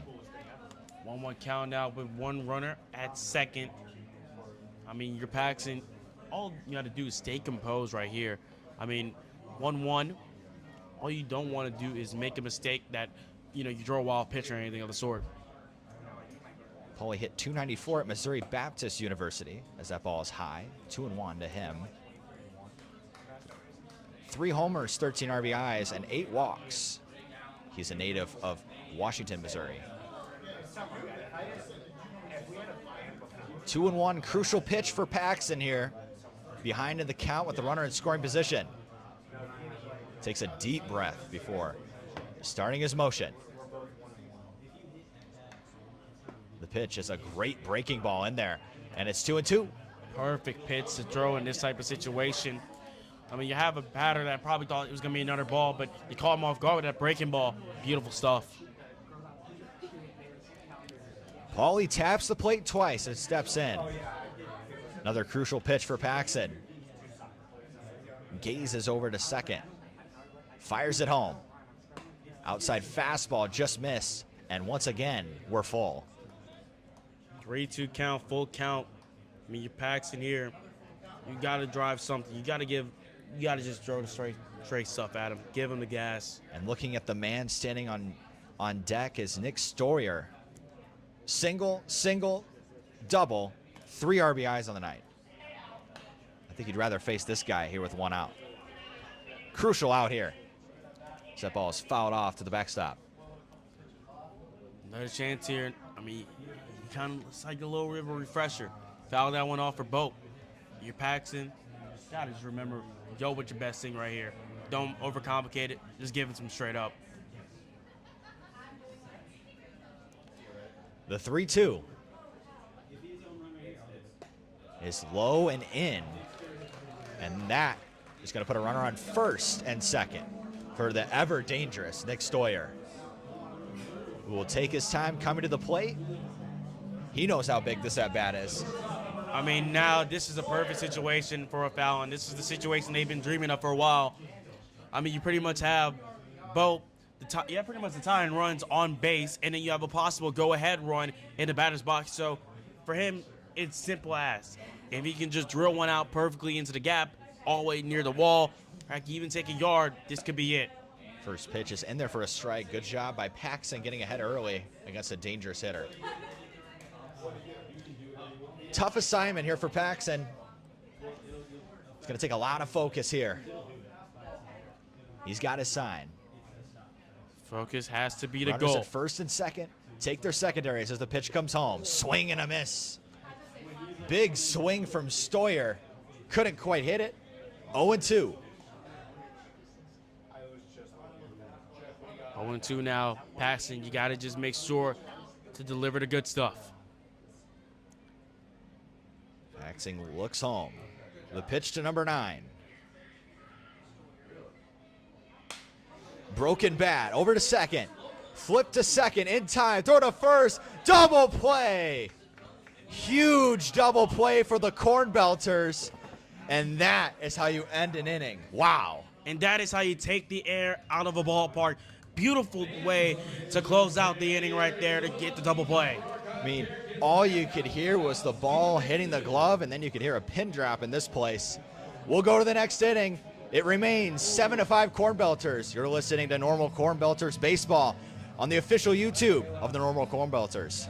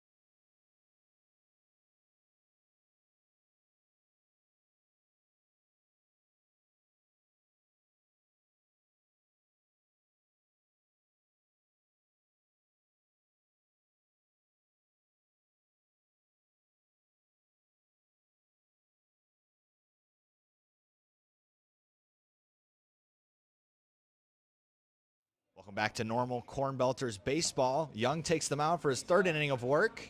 Had a tough of assignment. They gave up 1 run, 2 runs, and then 4 runs. And then he was asked to come in at the top of that third inning. And now he stands on the mound after giving up no runs, throwing a pair of zeros up on that board. Clutch zeros from Young. He has been pretty much a Cornbelters thorn in their side. I mean, since he's been on the mound, it's been damage. It's been just constant, just wondering of what could have been and what could have has. Great performance by him on the mound here, and great recovery for him today to stop any more bleeding. Next pitch, ripped down the right field line. It's going to be a fair ball, and that is going to go out of play, and it's going to be a ground rule double for Tyler Thompson, who has now 2 hits on the day. Well, you know, they always say the commentators curse and strike whenever you least suspect it, and that happened right then and there. Great job right there by Tyler Thompson to get the double to start the inning, and that is a nice way to keep the job done. Now you bring up Stanek, a dangerous left-handed hitter. Already has a single today, but he's looking to do more. Runner in scoring position. Young looks over to second. Comes home to Stanek. He rips it to the left side, just foul. And that'll be allowed for a strike. Allowed first strike indeed. I mean, Stanek, another player who's been more than loud to start today off. Another player that's, you can definitely say, has not been a player O'Fallon wanted to see at all. Young takes a deep breath. Turns and comes home. That ball's ripped up the middle. That's going to be gloved by the second baseman. Throw to first is unfortunately high for him, but fortunately for Stanek, he will have the base at first, and it's going to be runners at the corners now with no outs. And that is not good at all right there. I mean, what a play right there just by Rouser to make the play, just glove it but unfortunately the throw was just way off the plate, and now you have runners on the corners here. I mean, realistically for Rouser, the second baseman for the Hoots, if that ball gets into center, it's a run anyway, so this is a more favorable outcome. I know he wants to make the play, but just saving that ball for going to the outfield does save a run from hitting the board. That indeed. That brings up McCrossan, the third baseman. He walked and singled in his last 2 appearances. There's a slow one in there for strike 1. 1-1. Crossan didn't like it. 11 hits now for the Cornbelters in this game. A lot of offense for both sides. 11 hits for them, 8 hits for the Hoots. Crossan rips one. That is going to be into left field. It rolls all the way to the fielder, and that'll be another run for the Cornbelters. And the Cornbelters add on and extend their lead by 3, 8-5. It is only getting better and better. I mean, great hit out to left. A beautiful job right there to get the run in. For the first time in a while, the Cornbelters are back on the board. You can add an RBI to the total for McCrossan. That'll bring up Ben Vogeley, who has done a lot of damage tonight. Went down looking last time up, though, so he's looking to get back. He's going to square to bunt. The pitch is outside, and he did pull back in time. Ball 1. I like the bunt in this situation. No outs, first and second. Love the small ball being played by Coach Du Bois. Beautiful stuff right there. Gotta think he'd square up again. He will not. He'll take a swing. That ball is shot high in the air to center. He doesn't know where it is. Now he found it. The center fielder makes the catch. The throw goes into third. It should not have been cut off by the shortstop, but he did get a glove on it. It might have been close over there at third with Stanek, but it will be first and third now, and a productive at-bat for Vogeley. Very productive bat for Vogeley right there. Good fly out, which unfortunately you may not want to have that, but you got the runner advance at third now. An even better chance for Carter Bleakney to add on more. Here at CarShield Field, the lights here are some of those newer lights where it only points down, and you got to think that ball got up high enough. He probably had no clue it got out over the lights, was not illuminated, and he couldn't find it, but he did find it at the end. First pitch is in there for strike 1. The throw is faked to second. They'll let McCrossan take second, and it's now second and third here with 1 out. I mean, Shearer had the throw, but he held back. He just pulled back at the last second, which made it a great steal. Great job right there to get that steal over with and done. Bleakney, arguably the player of the game, one of them for sure. That ball's in the dirt, and it's 1-1. Bounced away from the catcher, but not far enough for Stanek to think about going home. Bleakney has 1 strikeout, a single, and then another single for 2 RBIs.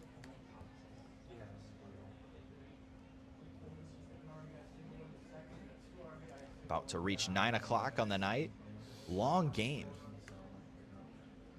Probably one of the longest of the season. Bleakney, big swing and a miss. 1-2 to him. Just missed that one. He saw it well.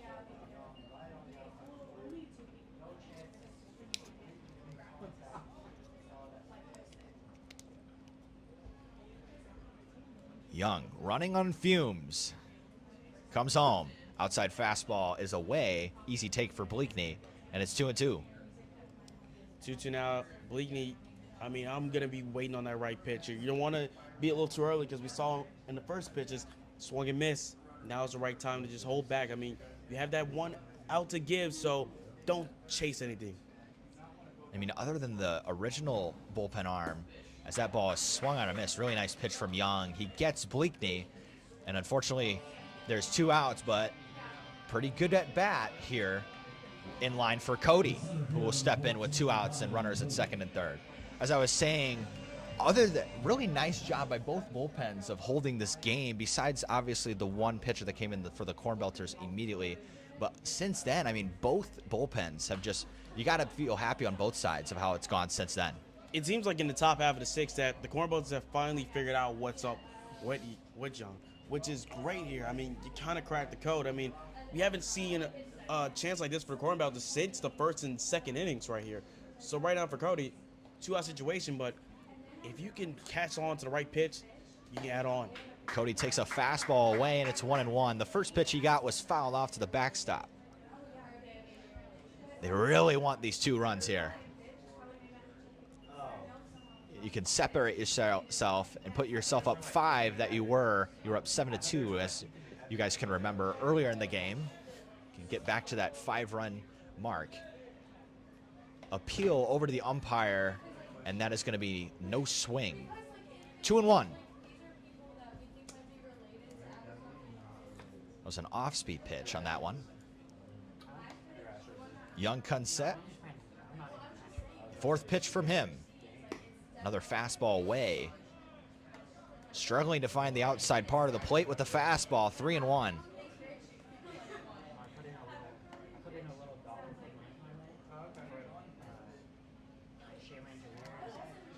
And with Cody being 0 for 3 so far tonight. Did have that walk, though. Productive at bat.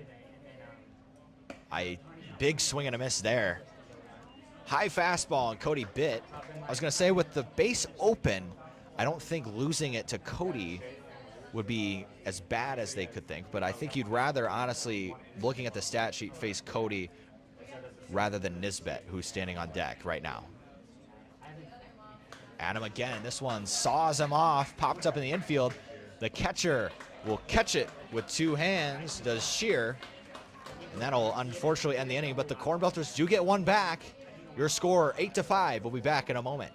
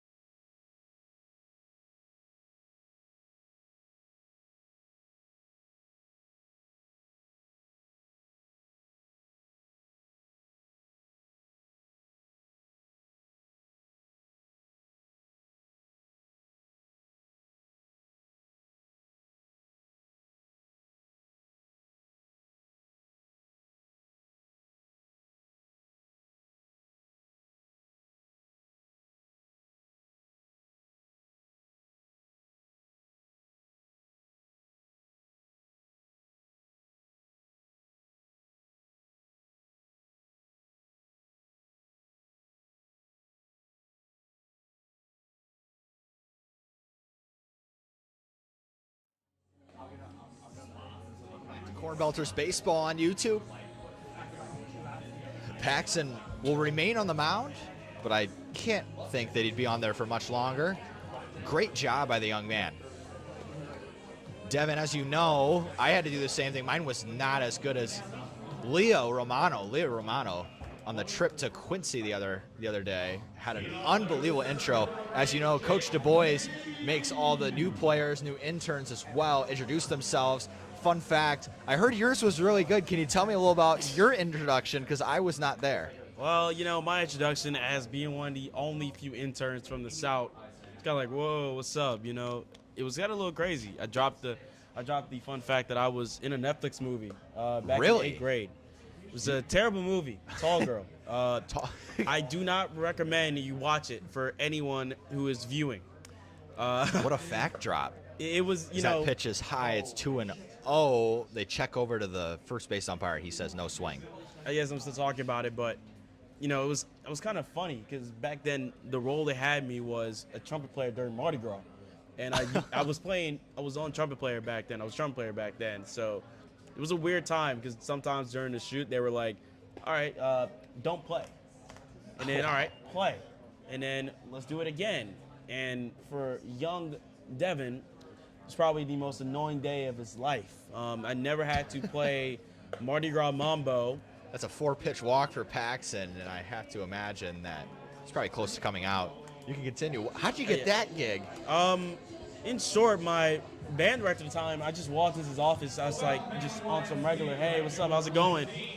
What'd you say? Hey, can I be in this movie? No, he just randomly dropped it to me. He was just wow. like, hey, kid, do you want to, be in this Netflix movie? Or do you want to be in a movie this weekend? I was like, sure, I had nothing better to do. I mean, why not? I mean, at the time, it's like, I spend my weekend on the PS4 playing 2K or playing FIFA or just go and be in a Netflix movie. So I decided to do that, and that was pretty fun. It's pretty, I don't want to do it again. That's an unbelievable side quest. That's good to know. Wow. I mean, what's the movie about? I don't remember. You were in the movie and you don't remember? No, I don't. All right. Not at all. Well, that tells me all I need to know about the movie. I might watch that one scene, but you said not worth watching. All right. Not worth watching. All right.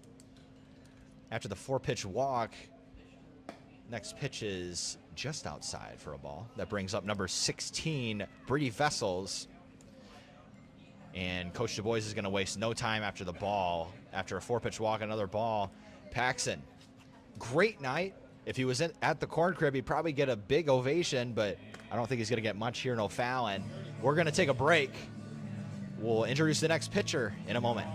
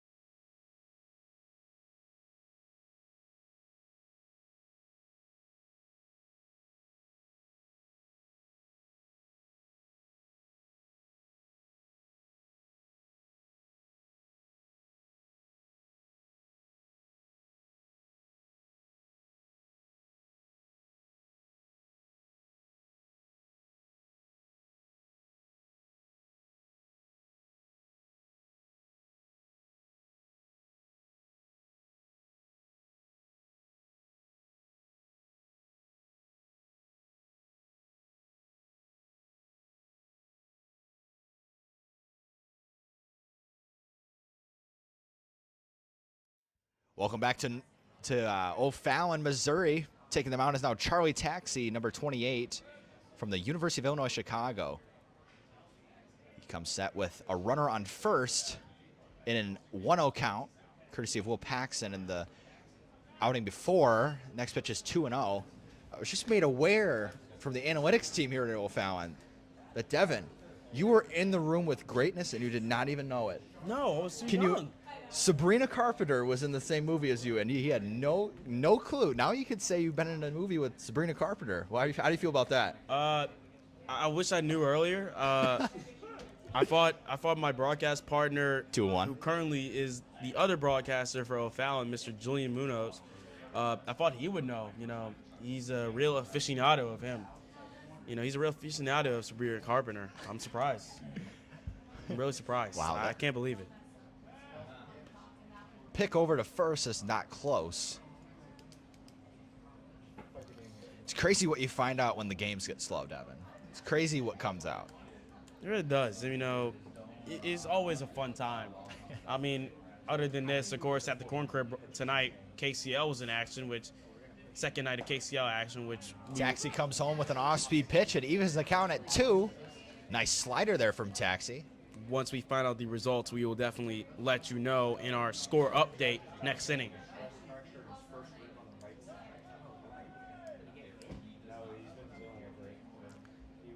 Up to bat is Brady Vessels, and he will foul. Never mind, it's called strike 3. Tipped into the catcher's mitt. And we got the first out and a first strikeout for Charlie Taxi. And in steps John Connors, the DH. He's walked, grounded out, and struck out so far tonight.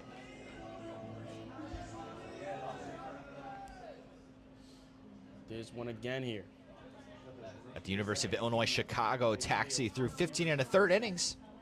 As that ball's low, Nisbet will come up firing over to second. He should have probably just ate it as that ball goes into center. Cody fields it. Big turnaround third from McGee, and he'll go back to the bag.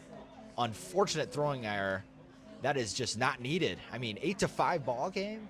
Close play at second. You don't want to be greedy for the out there because that run doesn't mean much. But now with the runner at third, it's almost a gimme with the style of hitter that John Connors is. Big flyout guy.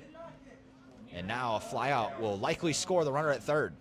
I know you want to, get those quick and easy outs because it's been a long game, as that one was a little bit wild right there on that pitch. But you kind of have to compose yourself. You got to hold yourself back. You want to get those outs, but you got to let it come to you instead of forcing it right then and there. Taxi throws one up near the batter, Connors. And Connors will step in a 2-0 favorable count. Next pitch is low, 3-0. I mean, Cornbelters have full control of this game, but they continue to kind of keep O'Fallon, give him some life, and that's just not what you want to do, especially on the road when you're looking for your first win. That ball is high fastball at 88 miles per hour, and now it's going to be runners at the corners. And they'll bring up Bonkowski, Nick Bonkowski, the first baseman. He's 2 for 3 with a single and a double. Bonkowski, he's been a threat all day. He's been one of the players that has really been able to figure out what's going on with the Cornbelters tonight. And I'm sure if he hits the right swing, this game could be back to where it was a few innings ago, where it could be just that close of a game. Taxi looks in, comes home. That ball is ripped in the air to center. Cody moves to his left and makes the catch. He will throw to second wisely, as that run coming in doesn't mean a whole lot. It means a little bit more. You kind of wish that he was still on second, but nevertheless, still an 8-6 lead for the Cornbelters. A productive at bat from Bonkowski. Well, you got to take whatever you can get in that situation. That's one of the situations where, at least you get the out. You're still ahead. But the only downside is that you let a run come through, which it sucks that happened, but it is what it is, as they say. That brings up Mason Breidenbach.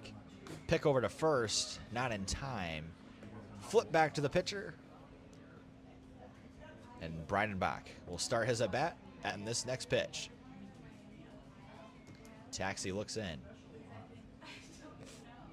Comes set. Gazes over to first. Comes home with it. And that is an off-speed pitch for strike one. Good job getting ahead right away after the run scores.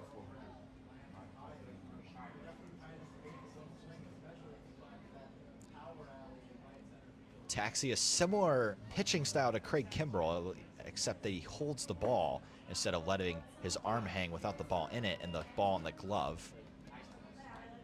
Gets him 0-2 now here with 2 outs. Crucial pitch here for Taxi. He can shut the door right here.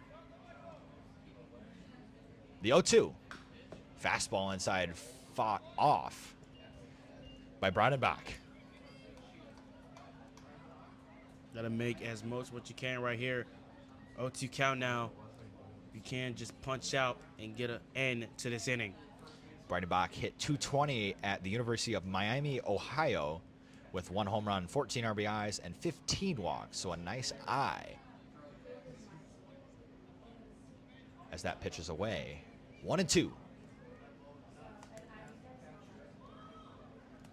For the Hoots, they want to keep this inning going.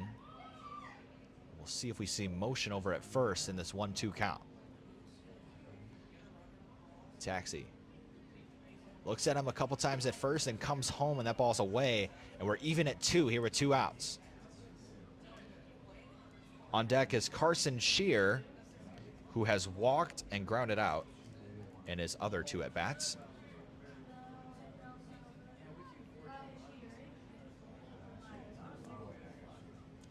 Taxi's got his sign. Needs a big pitch here. Fought off to the left side. Nice swing from Breidenbach. That ball started to come back at the end, and he kind of just flung his bat at it, fouled it off to the left side. And we will continue this battle between Taxi and Breidenbach.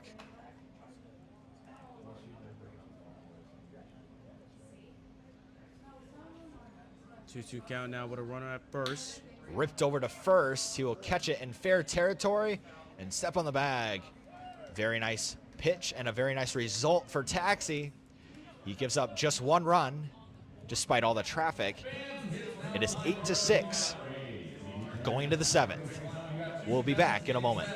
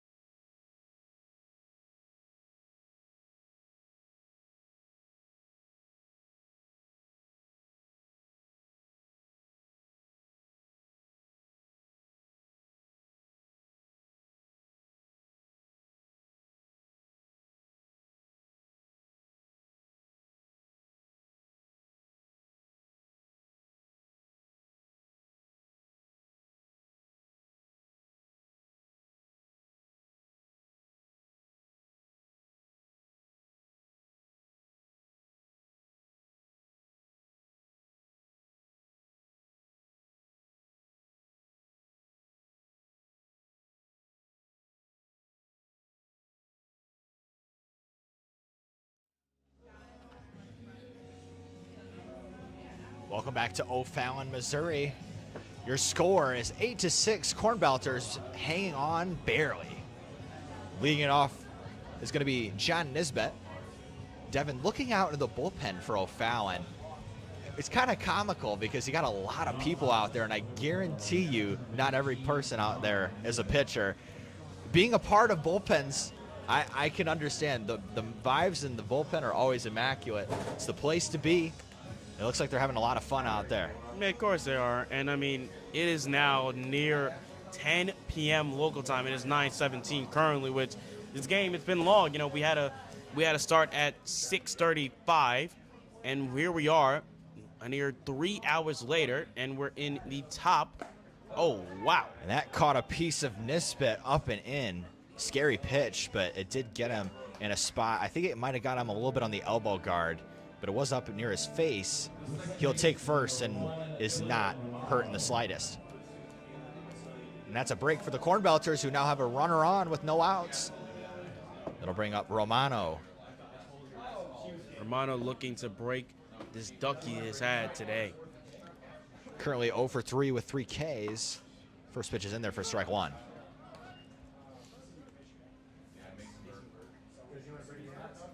I mean, we talk about late games going on, and I bet we're going to have our Prospect League around the board, or look at the scoreboard at the moment. Fastball fouled away by Romano, and it's 0-2. We're taking a look at the scoreboard of everything that's happened in the Prospect League, which, believe it or not, we may have a game that is going to be longer than our game. We still got a bus ride, Devin. Got to drive 3 hours back home. If we left right now, I mean, we're getting home at midnight. You know, that's not good to think about. We've been there, done that before. Been there, done that. But hey, we'll will live. We've been there, done that, but I don't know if I want to continue to do that. That pitch is in there for strike 3, and Romano is having a game to forget, 0 for 4, and that is his first strikeout looking, accompanied by the 3 swinging. They'll bring up Kaiser, hoping to advance Nisbet over there at first.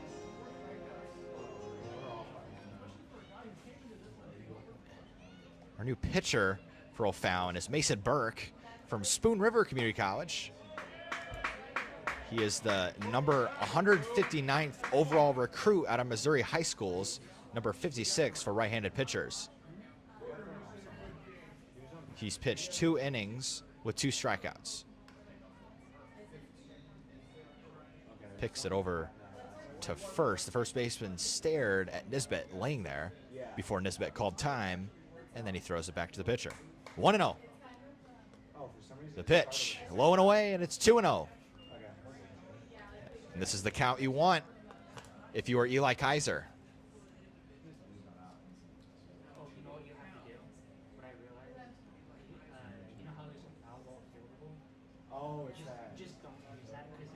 Another pick over to first, and that is nowhere close. Really haven't had a pickoff very close.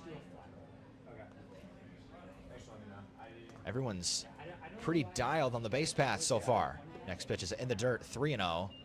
And this is not good if you're the Hoots, as you're now in danger of walking another runner on, and it'll be a runner in scoring position in a game where you probably don't want to give up too many more runs. You definitely don't want to give up anything else right now. Kaiser in on the hands, and it was an easy take for him. He'll take off his accessories and walk over to first. First and second for number 7, Tyler Thompson. Tyler Thompson back in the box, and he has really done amazing today. I mean, I'm sure he wants to continue this strong performance as we get into the later innings. Got a little bit of a walk-up song there with Be My Lover by LaBouche. Devin, are you impressed that I knew who that was? I am. I'm surprised, I'm surprised. My mother would also be very proud of me. Grew up listening to 90s on 9 on Sirius XM. So I have a pretty good music taste for some of those 90s music, especially those EDM ones. Devin, what's your favorite music genre? I prefer, rap. I prefer underground rap, trap. I'm from, New Orleans, so it's kind of, what makes us us, if that makes sense. Also, we're not Atlanta, but, our brand of music is something special. For sure. Definitely a regional thing. And that'll bring Thompson up. He has singled and doubled tonight. Thompson waves his bat. Pitch comes in, and that one gets past the catcher. And now both runners will be in scoring position, second and third. And it's 2-2. Well, that is definitely the situation. I'm sure Thompson likes now even more. Runners both in score position, and a perfect chance to drill one out, regardless if it goes oppo or if it just goes out to left. You can get a chance to bring in a run regardless of the situation. And now the force out is out of play, and you got to face Thompson and potentially Stanek as well, unless there's a double play turned. And that's exactly what the Cornbelters want. They're middle of the order hitters batting here with runners on second and third. And it seems like a middle of the order that no team wants to deal with at the moment. Pitches away for ball 4. And the base is now loaded for the big man, Jackson Stanek, the DH. He's single tonight, but he is due. He reached on an error last time up.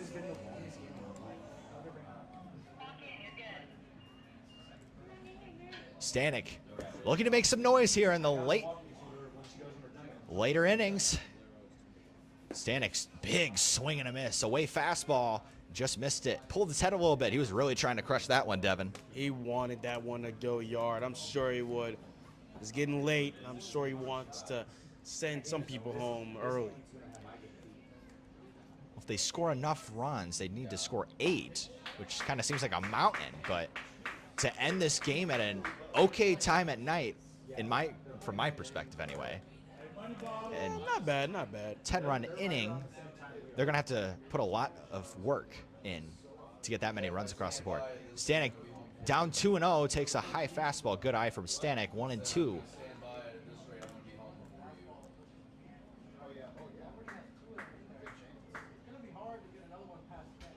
Cornbelters currently in position to snap the road losing streak, as there's another pitch away, and it's 2-2 here with 1 out. And now Stanek is a little bit more of a favorable matchup here. Righty-lefty 2-2 count. The pitch. Ripped over to first. Snagged. Wow. That is a tough break for the Cornbelters. Stanek hit that 97 to the right side of the field.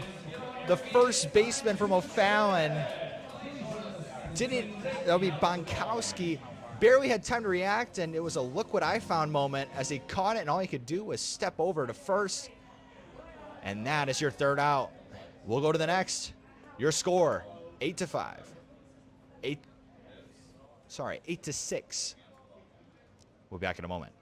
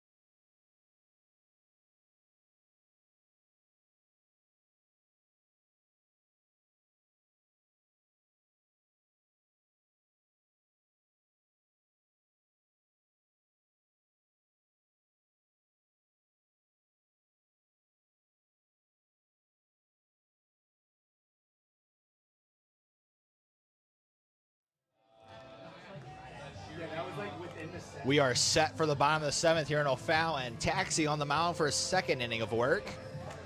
Looking at the box score, Cornbelters have scored 8 runs on 12 hits, and the Hoots have scored 6 runs on 8 hits.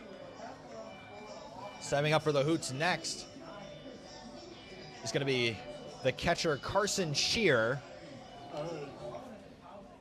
He's walked tonight. Other than that, not much for Shear. First pitch is in there from Taxi, strike 1.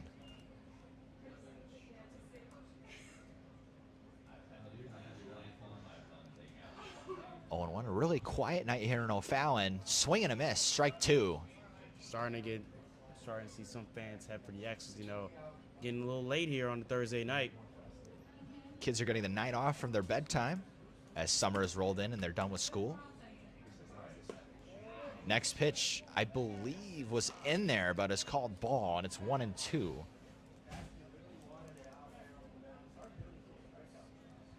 One and two. Taxi comes set. The pitch in. Just outside. That one was close as well. 2-2. And Taxi's pitch total now reaches the 20 mark.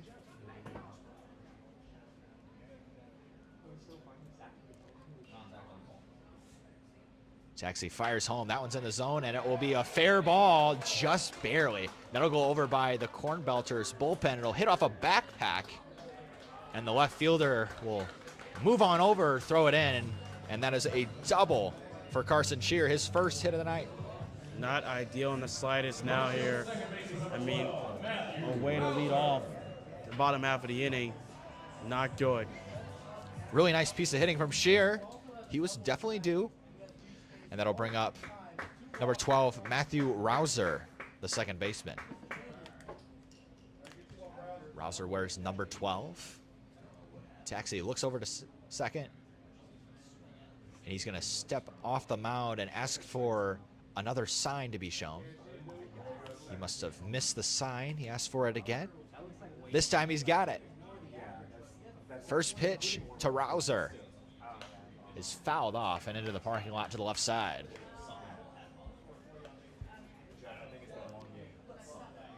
Rouser finds himself down 0-1.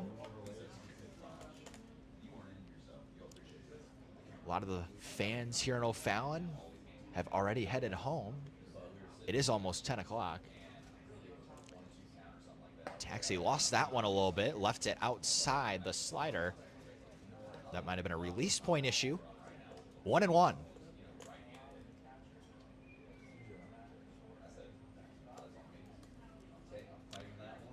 On deck is Samuel Pauly. He has walked twice tonight.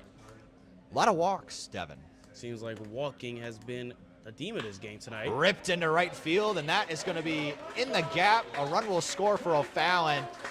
And when this throw comes in, it's going to be a one-run ball game. Great piece of hitting from Rouser, split the gap in right center field, and he could coast into second with an RBI double.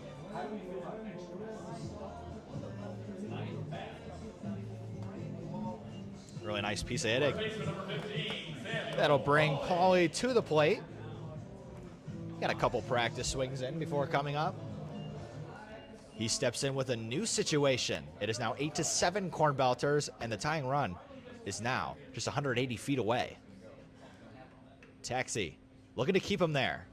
First pitch is in there for a strike, a fastball at 87 miles per hour. The hit total for O'Fallon now reaches double digits at 10. And a lot of offense, but man, this game has really dragged on tonight. The pitch from Taxi is a nice breaking ball in there. Front door slider. 0-2, nice one from Taxi, and he's got options now here with an 0-2 count.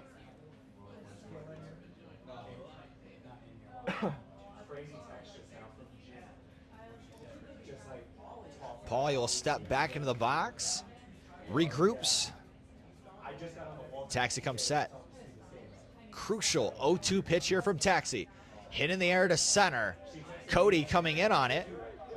Moves to his left, caught. And Cody will fire it into third. And wisely, Rouser will not chance taking third on the big arm from Cody. Looked like Cody was ready to gun him down right there.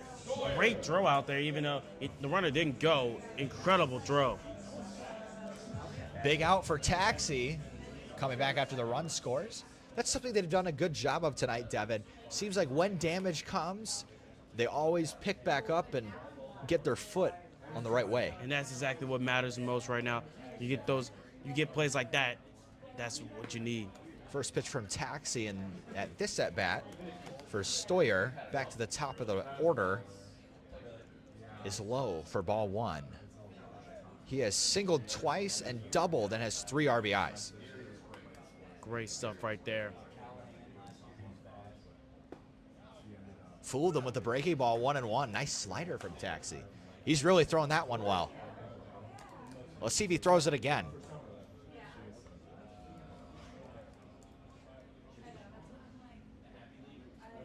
Taxi has an even count at 1-1. The ever dangerous Stoyer standing in the box with a chance to tie the game.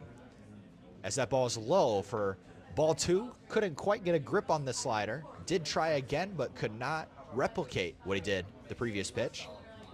2-1 here with 1 out. He's now reached 30 pitches. Pretty long outing for a bullpen arm. Ground ball to the shortstop. Tough play. Throw across the diamond. The pick is made, and that's a crucial pick by the first baseman, Eli Kaiser. Wow, what a pick from Kaiser. Saves potentially a run. Incredible stuff right there. The run does advance to third, but man, it could be worse. Crucial out there now. It's going to take a hit to get Rouser over into score. First pitch to McGee is outside. The new batter is Jake McGee, the center fielder, number 8. He had that sac fly earlier in the game in the second inning.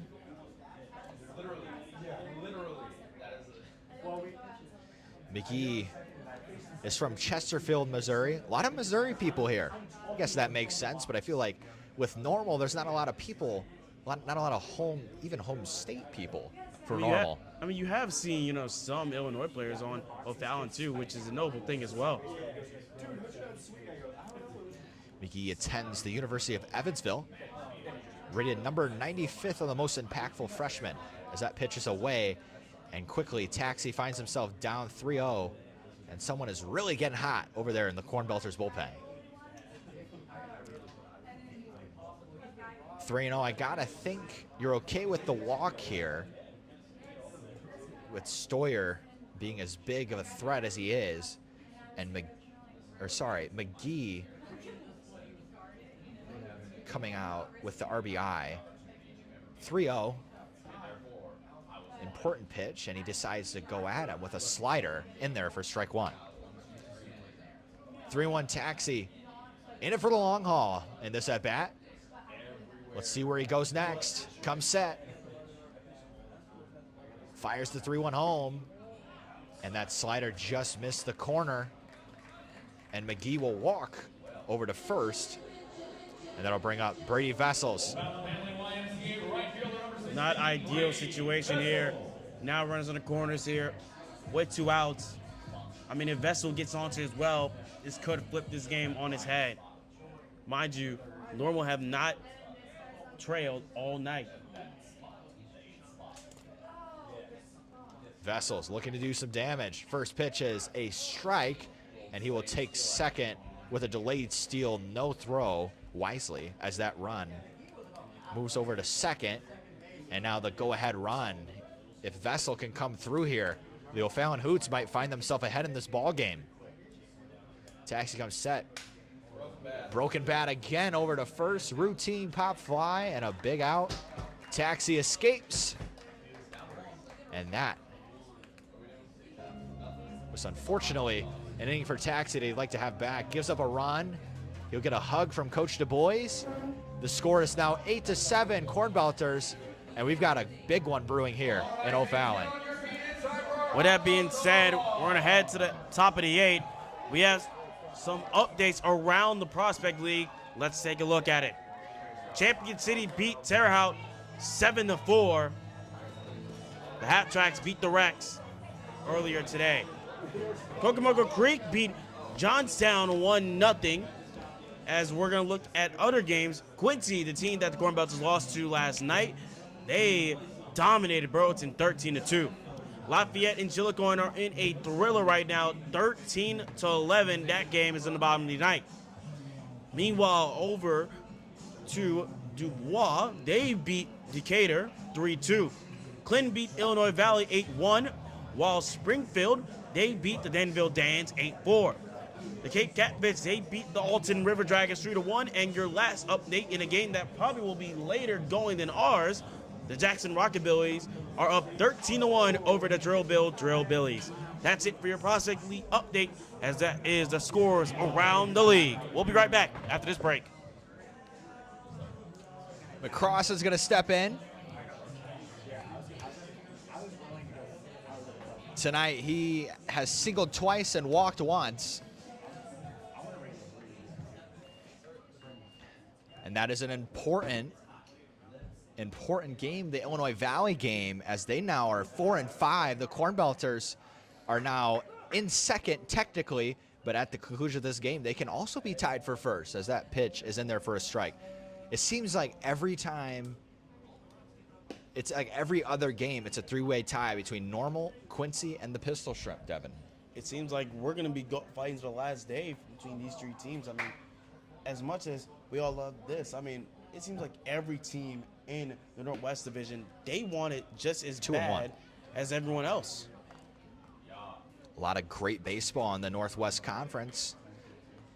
The powerhouses, Burlington and the Lumber Kings, have yet to hit their stride as they usually do.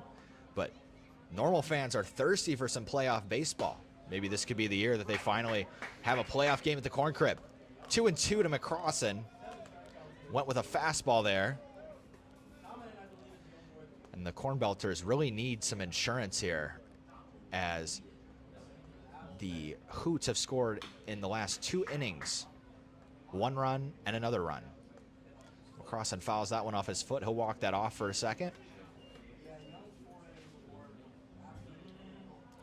Looking at other division standings, the Aviators are 7-1. We played them, and it was a close game at the Corn Crib, but then they pulled ahead in a huge way and ended that game really quickly.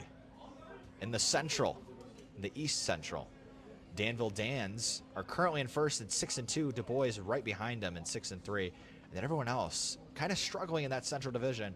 3-6 for Decatur and Terry, and Springfield at 2-6. That ball's a chopper right to the pitcher. He'll move on over to his left and flip to first, and that's the first out. McCrossin set down.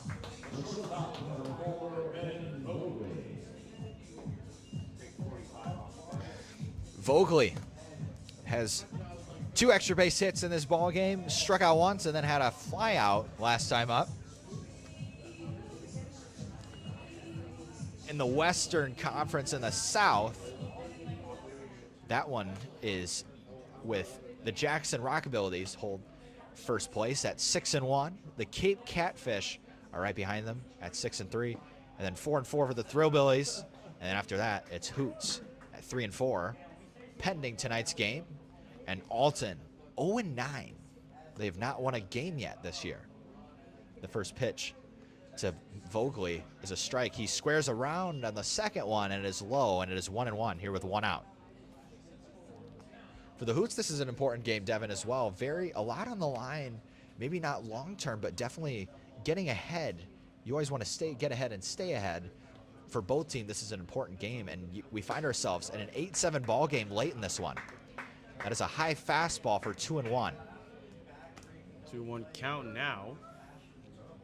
Definitely want to stay a little more composed here.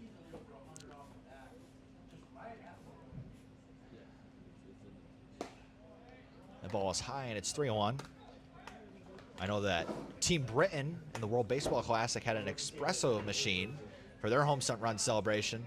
As we enter the late innings of this one, it is almost 10 o'clock. I think that would be pretty handy for the players as we find ourselves in a very important game. Devin, that ball is in there for strike 2, and it's 3-2. Devin, what do you think would be your strategy? Are you moving around, are you stretching, you're running down pole? What are you doing in this situation with a long game, but an important one? In this point, I think you have to stay ready. You know, this game's been long. That's not even a question.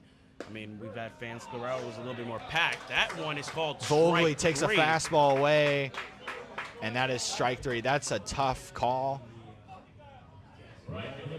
And that'll get Coach Du Bois out of the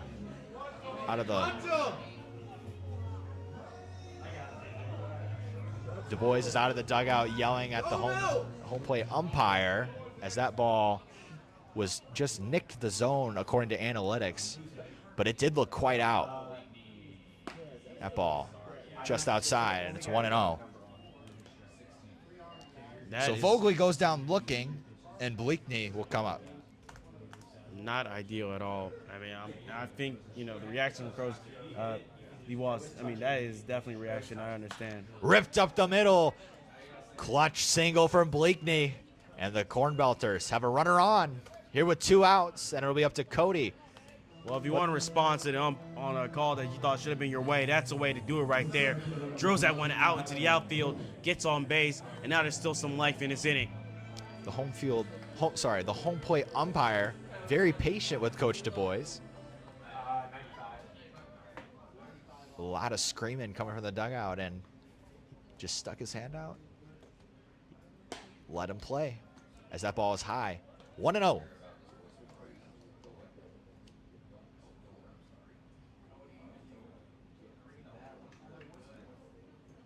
Dylan Cody was featured in an article as Cornbelters to watch. He had an exciting first couple games, but he's kind of lost it a little bit lately. But we know he's got the tools to really break out in a big way. Definitely can. This is one of the players I personally got highlighted in the articles about the team after last week. Ripped into center, and Dylan hits it into center. Bleakney is going to make the turn at second and not go. Great throw by the center fielder. Wow.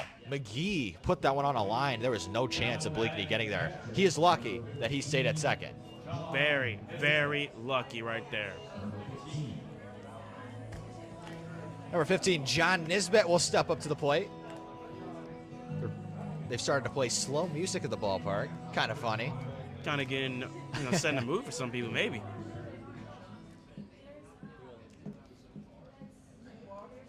Big at bat here for the Cornbelters.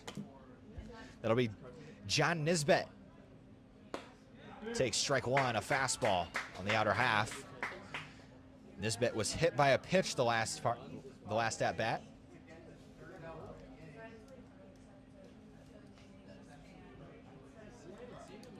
Nisbet takes a fastball away. Really nice take by Nisbet there. 1-1. 1-1, we do this dance again. Just been made aware that was the 360th pitch of this game. My goodness. That's all I could say. We have been here for a while, haven't we? You know who else has been here for a while? The pitcher, Burke. He's been up there for a while. Right me wrong, I think he's the longest next to Lang, the longest pitcher that's been in. 2-1 the count to Nisbet. Very important run on second if he can come through here. The pitch to him. Fastball up the middle.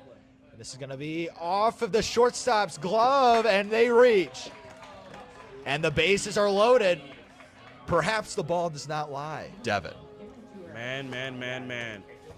This is where it gets even more spicy. I mean, you have bases loaded, but 2 outs.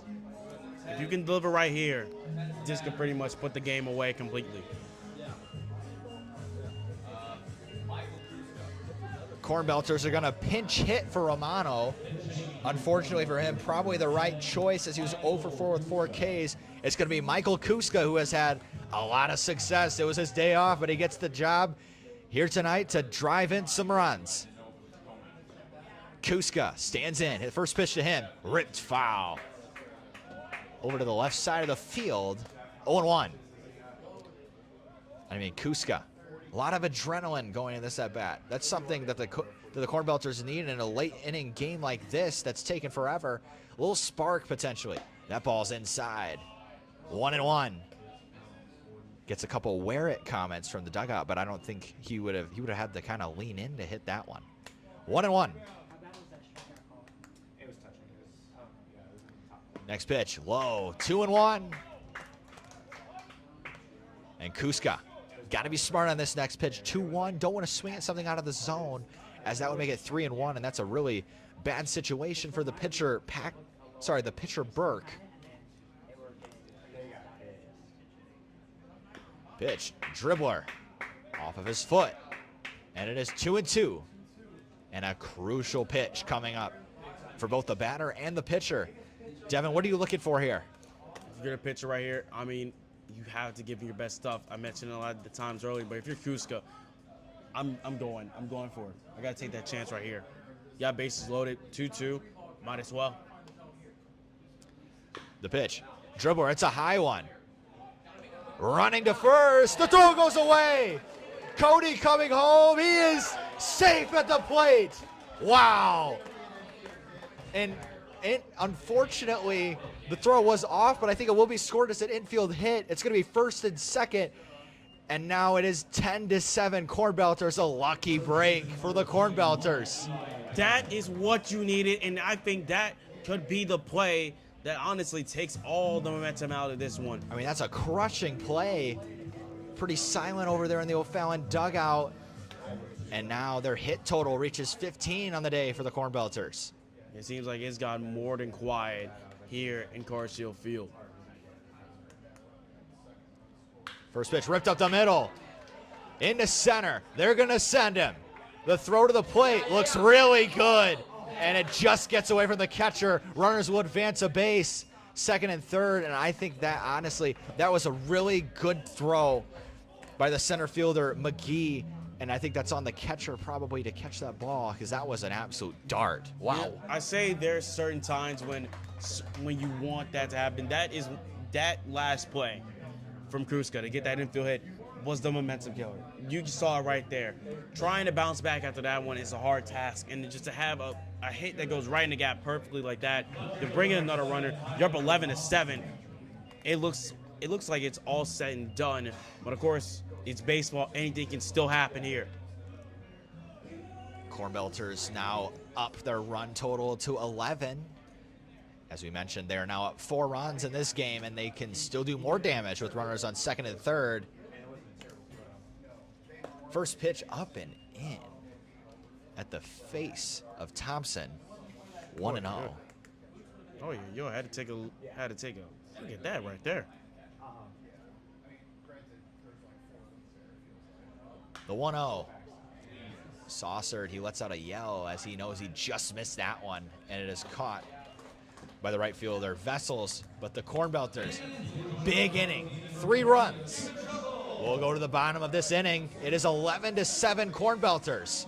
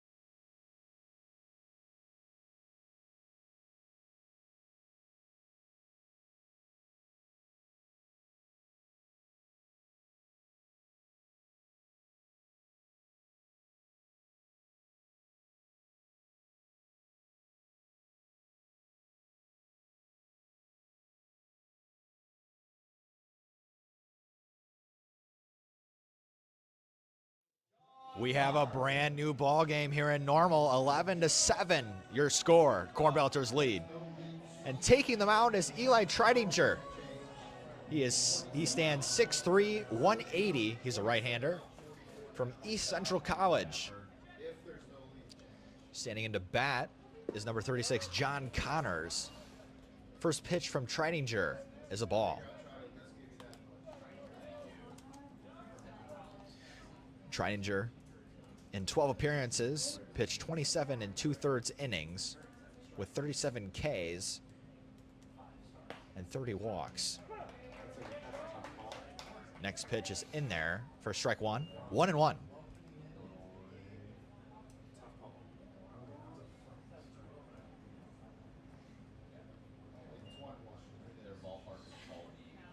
Trininger looks in and fires.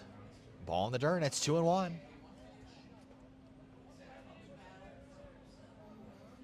Trininger transferred from Lindenwood and has found his new home at East Central College. The 2-1. High, and it gets away. Yeah, someone just thought that was going to hit him. Well, I mean, I can't blame him. I mean, when you're sitting without action for long enough, I think that can't blame someone for flinching. Understandable. Trininger down 3-1 in the ball strike total. He'll fire home. That is high, and it's a walk. That's the last thing you want to see. 11-7. Again, it seems like the Cornbelters do get momentum, and they just can't keep it. That's the problem we've seen so far this year, especially in road games. Just got to throw strikes, be aggressive. Up 4 runs. Chances are that the offense makes more mistakes than you do if you attack. Definitely possible.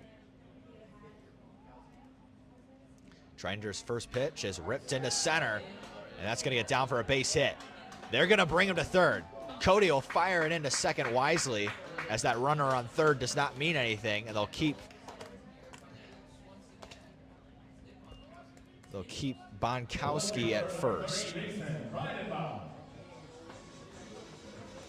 And Breidenbach will step in for the Hoots.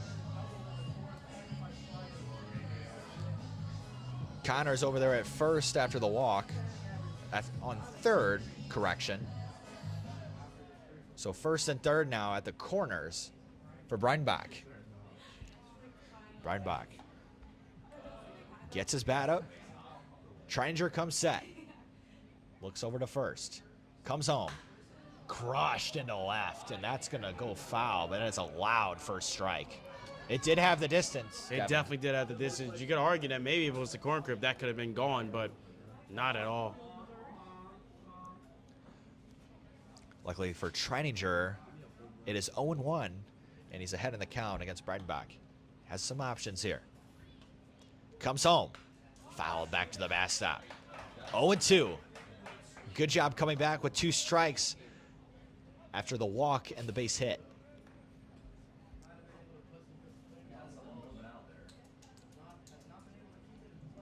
Breidenbach steps back in an 0-2 hole. Trininger fires a fastball in. Just inside. 1-2. And Billy Du Bois, the normal Cornbelters manager, getting a little restless on the left side. Umpire once again motions. Umpire giving somewhat of a warning, telling him to relax, but He's had a couple warnings tonight, I think. yeah. Ball inside, 2-2. Team is fired up. They really want to see Trininger get this guy out, give them a better chance to win this ball game. Breidenbach fouls it off behind the plate. And it's 2-2.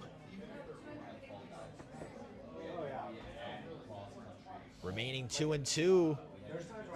You gotta love, I mean, vintage battles tonight between the pitcher and the batter. Just no side wanting to back down. Lost it. They're gonna go down. The throw, not in time. The throw was a great one, but they just could not get the tag quite on time. So now there's a runner on second. Second and third now for Breidenbach. Just barely got him.